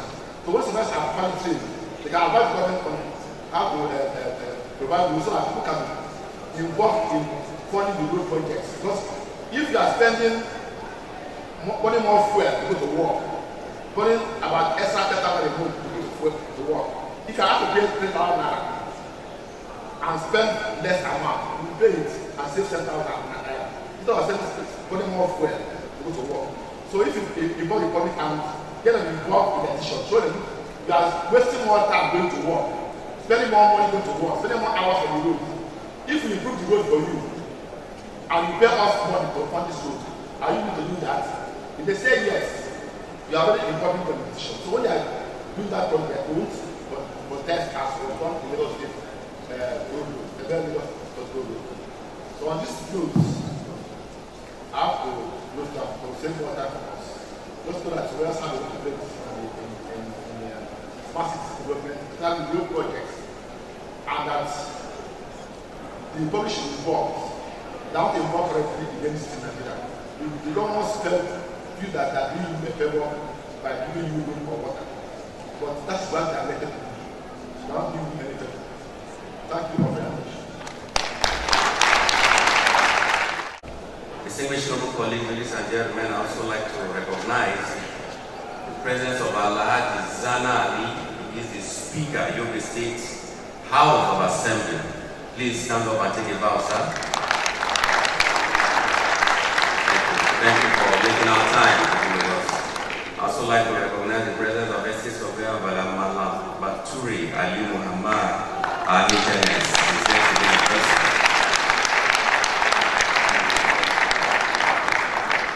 Going forward, I've been directed, I view the fact that the second session speaker is around.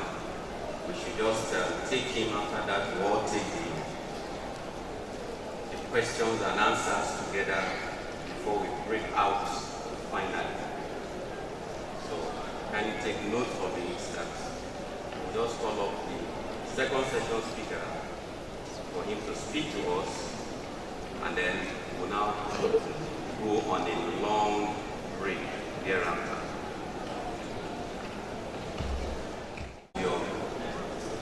Mr. Adedoyin Adeola, as he comes to give us his presentation for the day. Noble colleagues, ladies and gentlemen, please give him a warm applause as he steps out to come and do justice to the paper.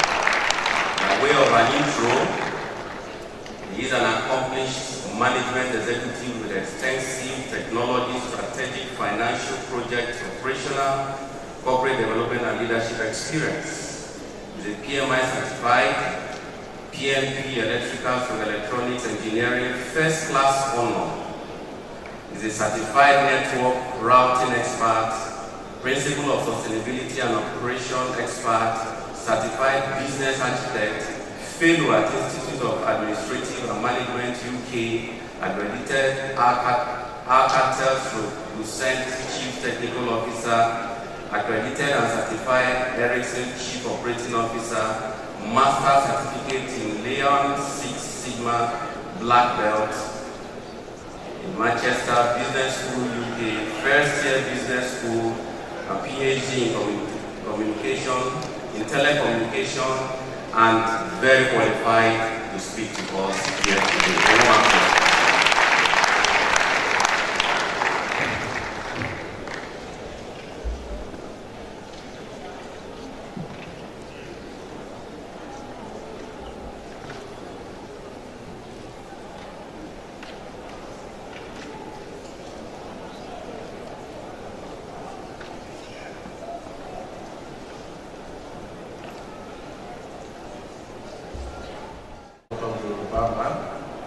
I would like to say good afternoon to all the other people here.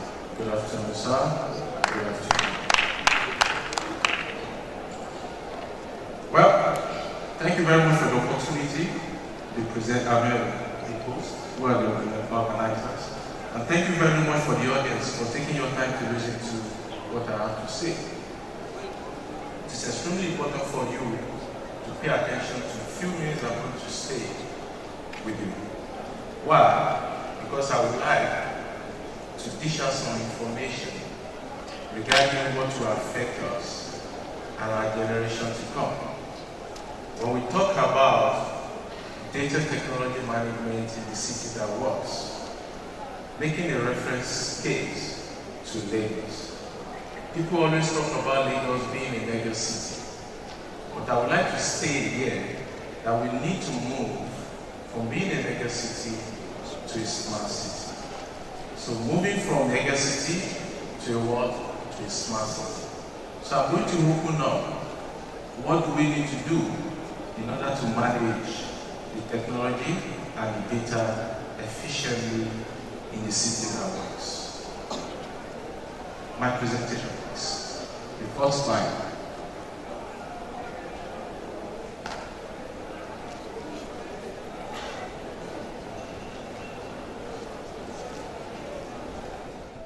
Dr. Watson is a software produced by IBM. And that software is going to take over virtually everything that human being is doing today. It is tested that you don't need a lawyer now because Dr. Watson will be able to hear your case and be able to defend you effectively. You are surprised. Dr. Watson will be able to diagnose everything that happened to the cancer cell in your system right from the time you start. Dr. Watson will be able, how many of you must have seen it in the movie, all this hologram that will pop up and begin to communicate with you. By 2020, most of those European countries, when you get to their country, the entry point, you will not see any person, you won't see people in front of you. Or what we'll see, maybe a lady or a gentleman that will tell you, can I see your passport? So at that point in time, if your visa is not original, or your passport is not original, we will tell you, sorry, no entry. There's no discussion about it. What I'm saying in essence is this, they all have your database, they'll feed it into that hologram will take that decision. And it's coming back home here. In the next 20 to 30 years, unfortunately, people that are not IT compliant, they will not be able to work, especially in different establishments. Maybe you'll be able to do what? Employ people. Because what you see people doing, engineers doing, everything will be done by what? Software. Now in telecommunication and engineering, there's something we call SON, self-organized network. Meaning that if you install anything, if there is a problem, the system itself will heal itself, just like our body. So do I need an engineer to come and sort it out? The answer is no. So the only people that will be relevant at that point in time will be the software engineers. That is scary, right? But that is where we are going. My papers, please.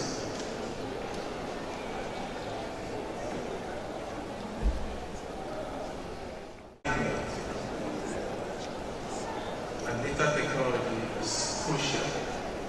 The way the world is going now, everything has to be done on your mobile. How many people have a mobile phone? If you have a mobile phone, you just use it. Virtually everybody has a mobile phone. You remember 10 years ago, if you want to do a transfer, you go to the bank, you queue, you take what is called teller. How many people remember what I'm talking about? Is it 10 or 15 years ago? You take the teller, then you go in front, and they have to certify your signature, etc. But now, what have you done? You brought the banking to where? To your pocket, to your mobile. What do you think will happen to those cashiers? Most of the banks today, if they employ people that will be doing the front officer, you only see one or two of them. Time is going, you don't need to go to the supermarket. Your fridge will have the sensor. When the milk is finished, your fridge will send a message to the likes of ShopRite, that the milk is finished. All what you need to see, somebody will press a bell saying, here is the milk, and your account will be debited. It's not funny. I'm telling you what's going to happen in the next 10 years. And that is what we call one of the Internet of Things. Grocery is finished. The sensor that is attached to the grocery in your kitchen will send a message and request for it. It's happening here in Europe. Before, when you queue, you pay up, right? You flash your card, give it to them, they swipe it or they put it in the POS. Now, you just put it on the screen and they deduct your money straight away. That is what the world is turning to. Everything is being controlled by the data. So, yes, thank you very much, Agora. So let me start my presentation. Those ones are just giving you a preamble. So let's go to perspective now. Technology data in the city that was. I believe everybody is familiar with this picture, and that is Lagos. And that city must work. We need to turn it from a mega city to a smart city. I call it Smart 2.0. Everybody has been talking about it. This city has to be smart. But the city itself, I need to give you a profile of the city so that you'll be able to know the importance of this city being smart. It's going to help every one of us. Next, please. Next. That is a mega city to smart city. The Lagos. Hold on, one by one, sir. Click on it again. Thank you. Just hold this up. We have approximately 20 million people living in this city, according to the census. Next. 136 billion. The GDP that this city is contributing to the whole nation at large. Next, please. This city contributes to 30% of the Nigerian GDP. We have how many states in Nigeria? 36 to be precise. If everybody has to bring in their chunk on an import footing, at least we will say Lagos should have 3, approximately, but we're having 30% times 10. Next, please. And this is the 7th largest GDP in Africa. Meaning that is the 7th largest economy in Africa. Next. 90% of Nigerian DI, that's foreign direct investment, 90% come to Lagos. And the ICT revenue from Lagos is 45%. And that is a fact. Next, 65% of Nigerian manufacturing activities is in Lagos. So, if we need to move forward, it's extremely important that this entity, this state called Lagos, need to be smart so that it can optimally provide its own efficiency. And lastly, we have 11 million internet users in Lagos. Next, please. Let me take you to the memory lane. You must have known the time that we used to carry money in Ghana Moscow. We always call it Ghana Moscow. Everybody has different cash in his pocket, etc. We've actually moved due to a lot of policy from the government, which was very good. We moved to what? Credit card. Virtually everybody has a card. That has been the journey, the evolution. Next slide, please. That is the next generation, next evolution. At times you don't really care much if you don't have your card. But if you have your mobile phone, you are happy because you can do virtually everything in your mobile phone. Right? And smart policy, according to Martin Morrison, said, smart policy can alleviate the short-time pain of technological disruption and pave the way for long-term gain. Next slide. We're talking about the smart solution. So I have 7 of those areas I'm going to touch on quickly because of my time. For each of them, I will use 2 minutes because of my time. Yeah, these are the 7. The quality of life aspect. We have the safety, the time, health, environment, connectedness, jobs, and cost of living. I'm going to touch on those 7 pillars. The first one, next please. Next. That is the first one. We talk about the safety. Everybody, virtually everyone here, I think the last speaker did mention about transportation. He made the analogy between transportation and our body system, and that's fantastic. The safety is the key thing. Irrespective of how smart you want the state to be, safety has to be the bedrock. Safety, the traffic safety is key. Because virtually everybody moves. Either you move by air, by road, or by water. Most of us move by road, come to our offices, different places of work. Data-driven policy and optimizing emergency response. If we're able to get this right, these are the benefits. Can I, next slide please. The benefit will be this. 30% to 40% fewer crime incidents. Now let me give you these statistics. In London, as a city, London has more than 1 million CCTV. What that translates to, that every 10 people in London, there's 1 CCTV. Why is it that the crime rate, we always see that yes, there's crime rate in London, it has gone down. Why? Because there's CCTV monitoring everyone. A very good example is that if there's a camera here, your behavior will change. Because they know, those criminal knows, over there, once they commit the crime, they will be caught. And that acts as a bit of deterrent to them. Today, the government is talking about bringing 10,000 to Lagos. That's very laudable. But we need to start from somewhere. So that policy is a very viable and is a smart thing to do. That CCTV is extremely important. If we're able to get that, we'll be able to have 30 to 40% fewer crime incidents, 100 of life mistakes every year. Because you'll be able to see where the accidents or different atrocity are there. First responder are between 2 to 1.7 faster. Because those ones that are managing the ambulances, you'll be able to have visibility, you'll be able to get there faster. The next point I'm going to discuss here, next please.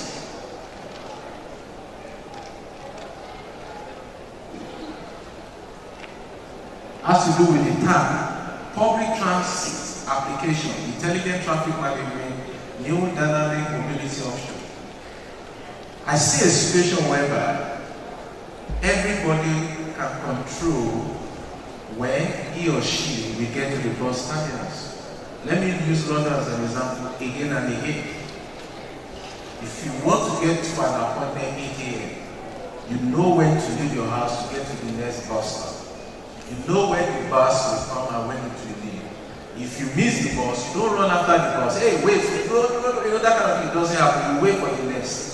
It's so organized that you need to do what? Key into the process to work for you. And that is what we need to do. I see a situation whereby once we have the buses, there are a lot of buses that government are talking about. When they come in, we should be able to create an application for free to virtually everyone that you can see if from Oroshoki to Ikeja, the time that the bus will come. And it has to be free. It's possible so that everybody has visibility regarding the buses. It's not that everybody will get skill for 1 or 2 hours. You'll get frustrated. And this is what data will do for us. It's highly important. Why? Because it's going to do what? Short. Please do the next slide. This is the value. It's going to short 10, 15 to 20% of the average commute. Because once you know that this is the time the bus will arrive, you never fail. You don't need to take your bus, you don't need to take your car down to here. You rather use the bus. And workers will gain 15 to 30 minutes of daily time, not in traffic. And I will tell you, I'm sorry for this. This is my own number. If you're working in mainland, if you're living in mainland and you work in Highland, and you'll be towing that terminal bridge for 10 years, what you have done, you shorten your lifespan for at least 10 years. I will explain. If you're driving, you leave very early, you wake up around 4 a.m., you get into the traffic maybe 5 o'clock. If God loves you, you get to the office without problem. When you're going back, you need the traffic. You spend at least 1 hour or 2 hours in the traffic. And you do this for 10 years. Your body will never remain the same again. Even if you have a driver and you stay at the back, you stay in the same place for the past 1 or 2 hours for 10 years, your body will never remain the same again. The rate at which you think, your level of intelligence will be diminishing time by time. And that is fact. So, what we say in essence is this. If you're able to get our transportation right, you will be efficient as a worker. When you wake up in the morning, that is the highest CPU level you have. You don't need to dissipate it in the traffic. When you get to the traffic, you get frustrated. You see many people, they begin to exhibit a lot of mannerism on the road. One okada here and there. You get frustrated. And that point is that the CPU of your efficiency is going down gradually. When you get to the office, you're already perceiving that is no more efficient.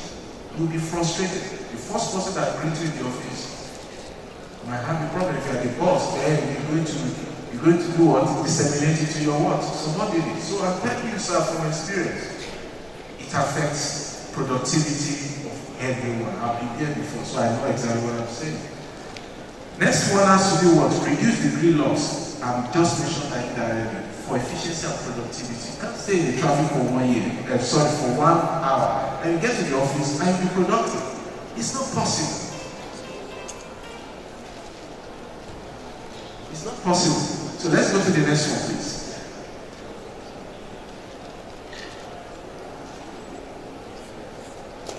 The next one has to talk with the health. I just mentioned to you what Dr. Watson is doing. Improve chronic disease treatment. This is what data will do for you. I will explain to you towards the end of my presentation.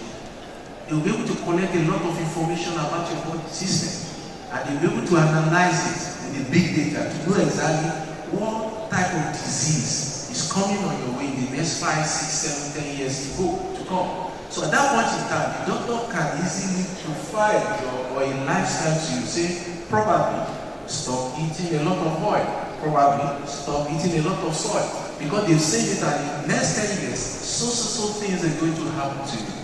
And that's what data can do. And if you're able to manage that, you're able to save talent, if you're able to save resources in this state, that means you will live long to contribute your quota to the system. And that is what we're saying. Indirectly, data is helping the state to become smart. Next one has to do with data-driven public health intervention and digital tools for a better patient experience. Today you have a lot of guidance to do what? To diagnose a lot of diseases. And all this information have been what? Turned into a real-time analysis and what? Result through data. And once you have it, you'll be able to manage your lifestyle effectively. What do we need to get if you're able to get this right? 8 to 15% lower what? Disease burden. Negative health effect from air pollution by 8 to 15%. City becomes catalyst for what? Health and wellness. Let's go to the next one because of my time. I need to summarize quickly. Next one is the environment. I'll just brush over that. Once we manage your transportation system, by doing that, what you are doing in essence is what? You are reducing the what? Pollution. You are reducing the pollution. So you can imagine that everybody in London has a car.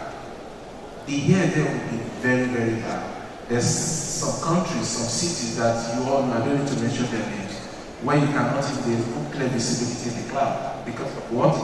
Pollution.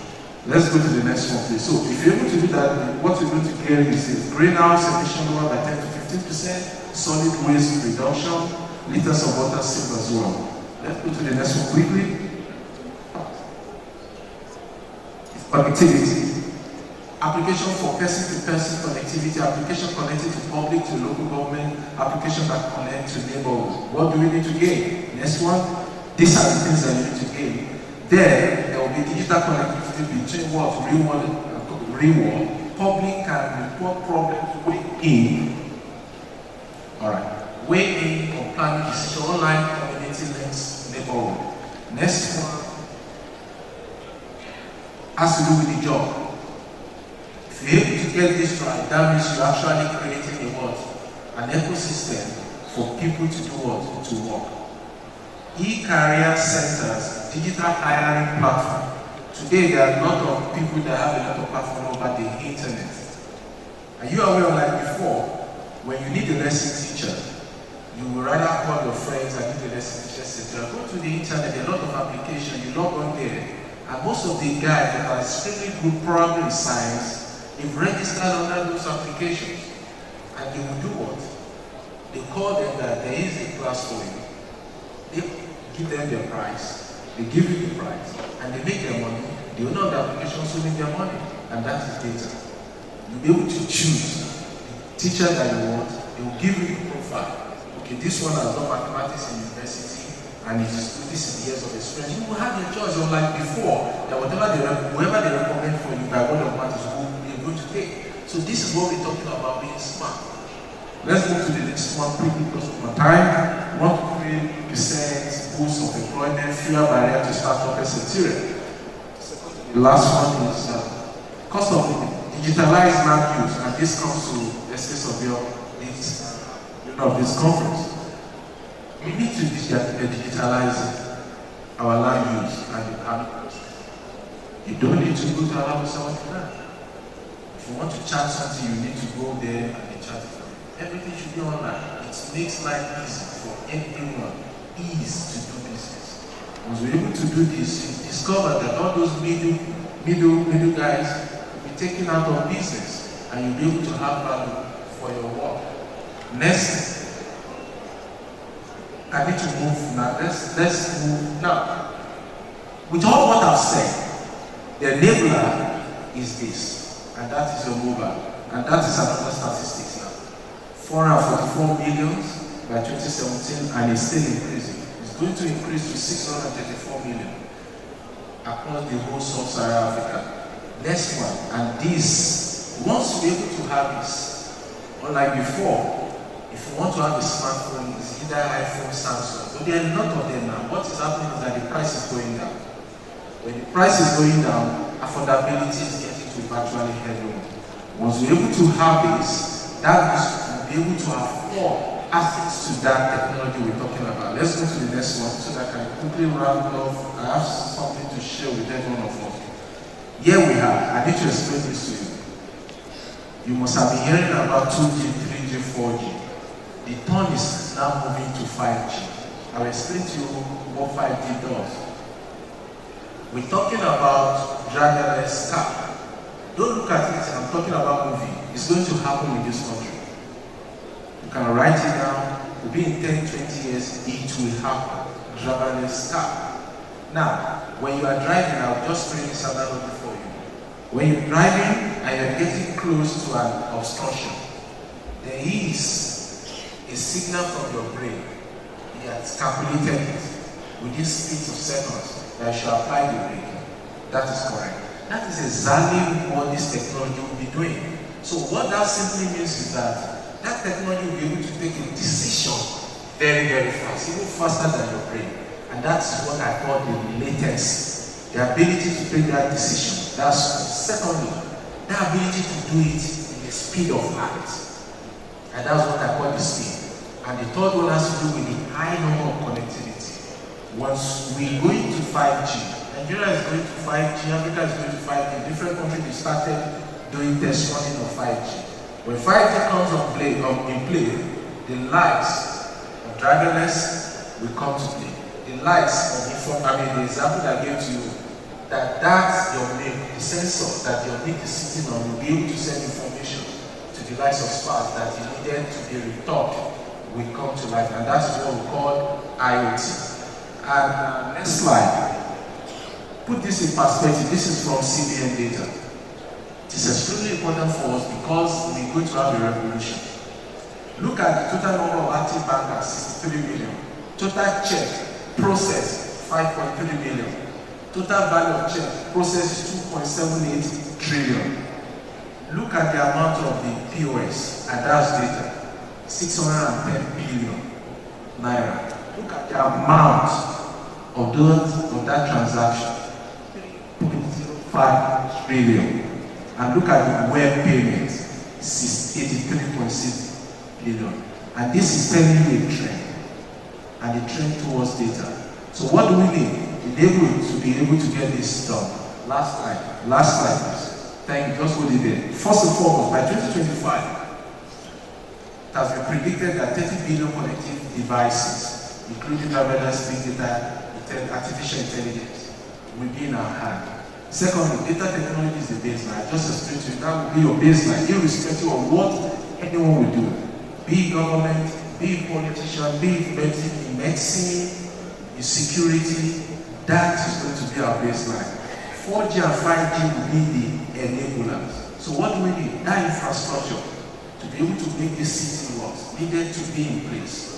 Because if you don't get that infrastructure in place, the FDI that we're talking about, they will be pulling back gradually because there won't be any incentives for them to stay. Everybody wants to put his money where there will be a return. And lastly, which happens to be the greatest threat, is the cyber security. You can imagine that you put all your information on this data and somebody hacked into it and just take it away. So the cyber security, there must be a policy for the government that they need to ring-fence it so that the whole population will do what? We have the trust in that technology. Remember what happened when the government, the Lagos State government started with that. Move towards your card. Everybody's afraid. What will happen? All my money in a single card, and you can see what is happening. We're enjoying it, though there are a lot of risks, but that is life. And lastly, this 5G is not a mirage, it's coming to life, and it will happen.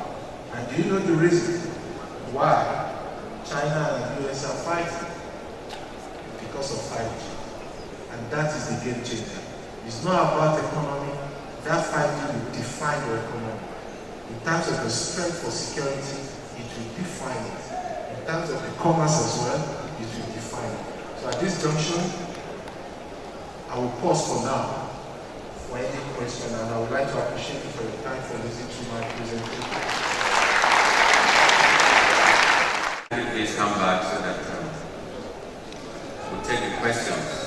While they are doing that, I'd like to announce that the rapporteurs for this session are OBA Idowu. If you're here, please stand up and take a bow. Thank you so much. MR Mustafa, take a bow. The coordinator still remains HA Kole Offshore. Is he here? Thank you, ma'am. Dr. A.S. Afolayan, thank you so much for being here. I'd also like to announce to all that everyone has a stand in the exhibition area. Please kindly visit there. You'll find the green book there. You'll find certificates of the last program that they had. In case you didn't pick up yours, you will get it there.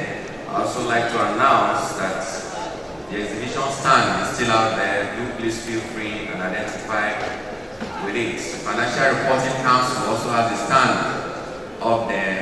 In case you've not registered, this is a good opportunity as they have come to us. You please do so.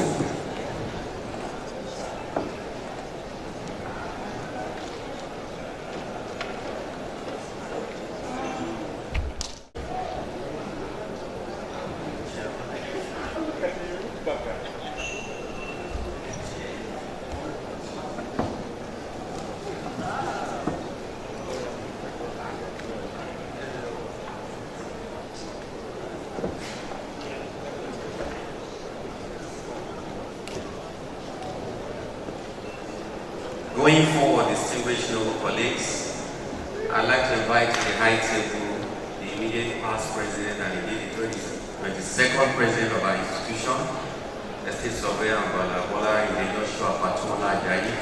Please come up to the high table, sir. The warm applause as he steps up. We need to be encouraged. We need to be encouraged. That's the 22nd president of our great institution. Please, let's appreciate him. Let's appreciate him.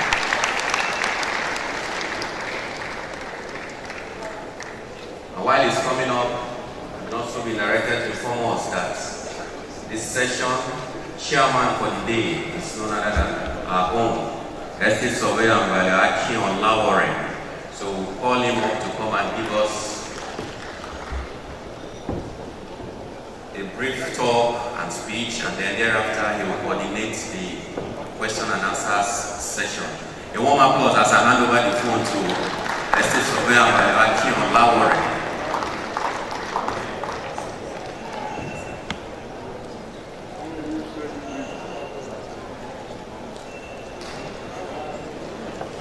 Mr. President, all past presidents, trustees, noble colleagues, well, it's my pleasure to assume this role. And let me quickly give a rundown just before we go on to the question and answer session. We've had a very eloquent presentation by the second vice president on the city that works, and he pointed our attention to what happens in Nigeria in Slovakia. The representative of Nigeria, and that is Dr. Ladende, had also taken us through what Lagos State is doing. And we can all see that Lagos State has been taken as a benchmark state for Nigeria. That is not something that we should put in doubt. If Lagos State controls or delivers 1/3 of the GDP of the country, when the country is going to be measured on ease of doing business, it is measured through Lagos State. So Lagos State is actually the front runner and the state that determines what we do. Dr. Tegulu and his partner or student had also given us a couple of statistics to also portray the importance of Internet of Things in being able to get a city to move and to work for us. But Dr. Adedoyi gave the clincher. And if we look at all that he had said, it's actually to use statistics to buttress what all others had also said and to bring it closer home to us. And for us too, as practitioners, what it means is that we are fast running out of business. There's a great disruption coming. In fact, it's coming right by now. If you look at brokerage, do people need you again if they really don't know you? They don't need you again. At the initial time, you're also going to see some property management softwares. Project management already has softwares years ago. So what is left? Valuation. There are valuation softwares out there. There are development softwares out there. So at the end of the day, all of these things are going to be tied together. But should we despair? I don't think so. I think now we really need to sit up more than ever. If you look at your pamphlet, in 1999 in Calabar, we already discussed looking ahead. Our profession in the 21st century, looking ahead. And I remember there was a paper on IT which spoke of all these things we're talking about. So just as we prepare our mind now, I'm going to challenge those in academia. Don't let us just do conferences and forget them. Let us pick them as themes for research. I'm very glad and I hope that the paper for Dr. Adedoyi will be circulated. He's given a lot of statistics which can be verified and used as baseline for studies. We can do cost-benefit analysis of a lot of these things, and from there the institution can have a paper to help government to plan. What is happening to us in the country is planlessness, an ability to think and see beyond today. So what then is our own role if we've gone through all these studies, all this knowledge, all this experience? And more importantly, we have a motivation to remain in business and hand this business over to the next generation. Then please let us wake up and do something about it. Thank you. Having said that, we'll go into the question and answer sessions. Please just raise your hands. We'll give numbers. So we'll probably call the first 5 or so, and then you can direct them to, where are the presenters? Those that are still around. Can they join us? Yes. Yes, the presenters should please come.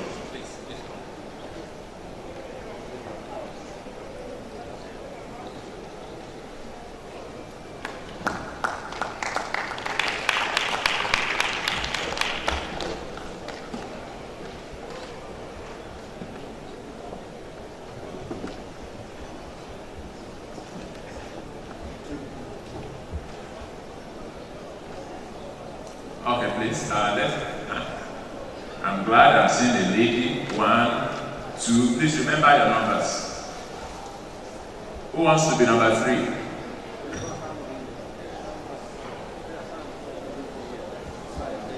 All right. Number 3. The man in white is number 4. Our senior ESP mentioned that we must carry the people along when we are planning our grant. But the government must also not forget to create wealth. There must be job opportunities, because if we provide infrastructure, if they are not able to pay for it, maintenance will be a problem. Then 2, we need reorientation of the people in the city. For the city to work, I must properly oriented. I must know when to stop, when the traffic light says I should stop. I must not display traffic rules. If I am not properly oriented, if the government continues to provide the bridge, I will still continue to remove the rails to produce the stations, cutleries to sell. So we must carry the people along, provide wealth, create job opportunities, and continue on daily basis to educate the people to make the city to work. Thank you.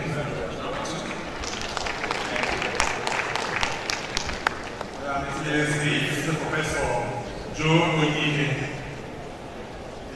My main interest lies in the presented by Oladeyinde.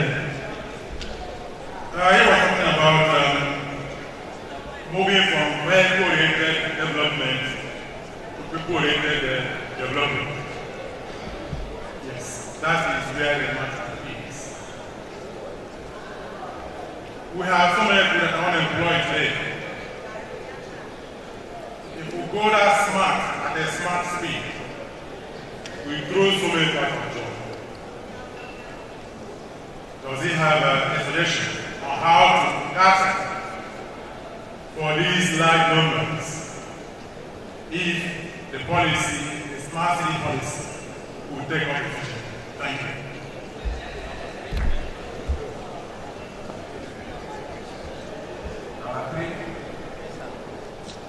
Thank you, the president of a great institution, very distinguished members of the high table, my dear noble colleagues. My name is Ofiom Samuel Bon. I want to join others to thank the second vice president of our institution for that brilliant paper he gave today. But I also want to say on transportation, the little I have observed is that most of our cities, infrastructure developed when the people have moved in already. Take for instance, the Lekki axis and all those areas. It is when people have moved in there that government now tries to provide infrastructure. I think the reverse should be the case. And all this traffic jam in Lagos, there are no alternative routes. There ought to be alternative routes. So I want to thank him for what he has done. But my question mostly is to Dr. Dabiri, represented by Dr. Oladeyinde. He talked about the planning process, but he didn't give us the time. I think the planning process should also be timed. Is it short term or long term? Then he also gave us a slide that people would be participating, should be people participation. Then the slide he gave to us, they were all white people. Does it mean that the black people are not also participating in what we are doing? And it ought to be the blacks. So please, when sometimes we want to bring about the participation of people in events, let them look for black people in a forum and bring. He also talked about the absence of private sector participation. And I want to respectfully disagree with him. Because 90% or if not more of our cities or areas are developed by the private sector. You provide your road, you provide your electricity, you provide your water, and then you pay tax. So that is the dilemma. I think the private sector is doing well. But the only thing is that if the private sector is organized to provide this thing, the next moment government will come in and stop you, or they will bring one policy to frustrate you. Still dwelling on it, he talked about water transportation. And the question that came to my mind that I want to ask is, what is the safety? We have heard of Niesv on the Kurudu axis. What is the safety provision? And on the waterways, what is the capacity of the boats? Let us look at the population of the Lagos, about 20 million. How many of them are going to use the boats? And how many of them will be capsizing? Now buildings are collapsing everywhere. When the children want to join the boats to those places in terms of school or other things, what is the safety provisions? So those are the questions that agitate my mind. Thank you very much. Thank you. And if you want to clap for me, I will. Thank you very much. Number 4. Number 4. Thank you. The chairman is the president of the institution. Please, permit me to stand on the protocol. My name is Niesv Salah. And I want to direct my question to Dr. Wajimani. Sir, the challenge we face in South Africa, two, there are two. The first is the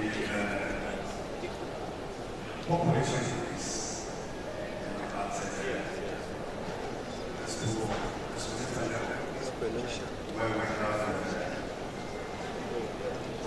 Where the majority of this population, they are illiterate. They come down with massive. Please, can you put a solution to solve this food major problem? Why this is not something that come with persistence? We cannot experience this in Lagos and part of South Nigeria. By the time you move over to the northern area, you'll be able to experience the implications of this smart city. So how do we think about the population to get that high level in education level? How this is possible? Thank you.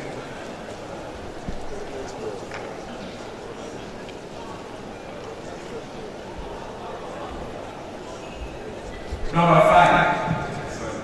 Somebody is driving. Why should you drive when the light says stop? Do you know the reason why the light says stop?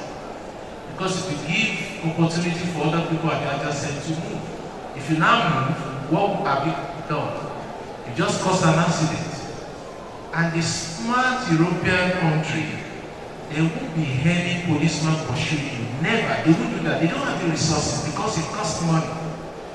Before you have your driver license, do you know the first thing you do?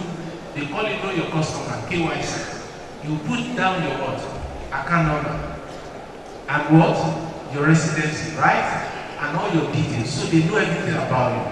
So once you flag your group, £20, in our case it will be 40,000 naira. You just deduct it from the source. So my daddy was asking me, in a situation whereby you just give them an account, that there's no money there, it's not a problem. We're talking about connectivity. We're getting there slowly, and it will happen in these Lagos. They have your BVN, right? They'll collect your BVN. Any money that gets into your account, they will take it off. Once that happens, and they will put it there because of this offense, they will give you receipt, invoice, they will post it by Nigerian postal services to your house, and they will send you email. 40,000 will be deducted from your account because of traffic offense. Once you do it the second time, another 40,000, you don't need a preacher to tell you to do what? Stop when there is what? Red light. So, don't worry about this. Technology will teach us how to behave properly. Do you understand? It's coming. It's a matter of time. When we get our information management system right, even the election, forget people counting. No, it will be resolved quietly. Then it will be one by one voters, etc. Do you understand what I'm saying? Technology will help us. So that is why I think I should go towards the other question. My brother over there did mention two problems. Look, from my training, I don't see problem. I see it as a challenge, and I turn it to an opportunity. Population is not a problem. Population, in fact, is a blessing, and it's an opportunity. When it comes to this connectivity we're talking about, let me give you a very good example. I met people on Facebook, virtual everywhere. You buy data for technology, this MNO, maybe 2,000 naira per month, you load it. You want to Facebook with your friends everywhere. You know what you have done? You just use your money, right? And Facebook is making money because you are using it via what? Adverts. They will look at the number of people that are connected to Facebook. They are trading subscriber base. Billions of people. If, for example, Coca-Cola wants to advertise, they will go to Facebook. In Nigeria, I want to put this advert.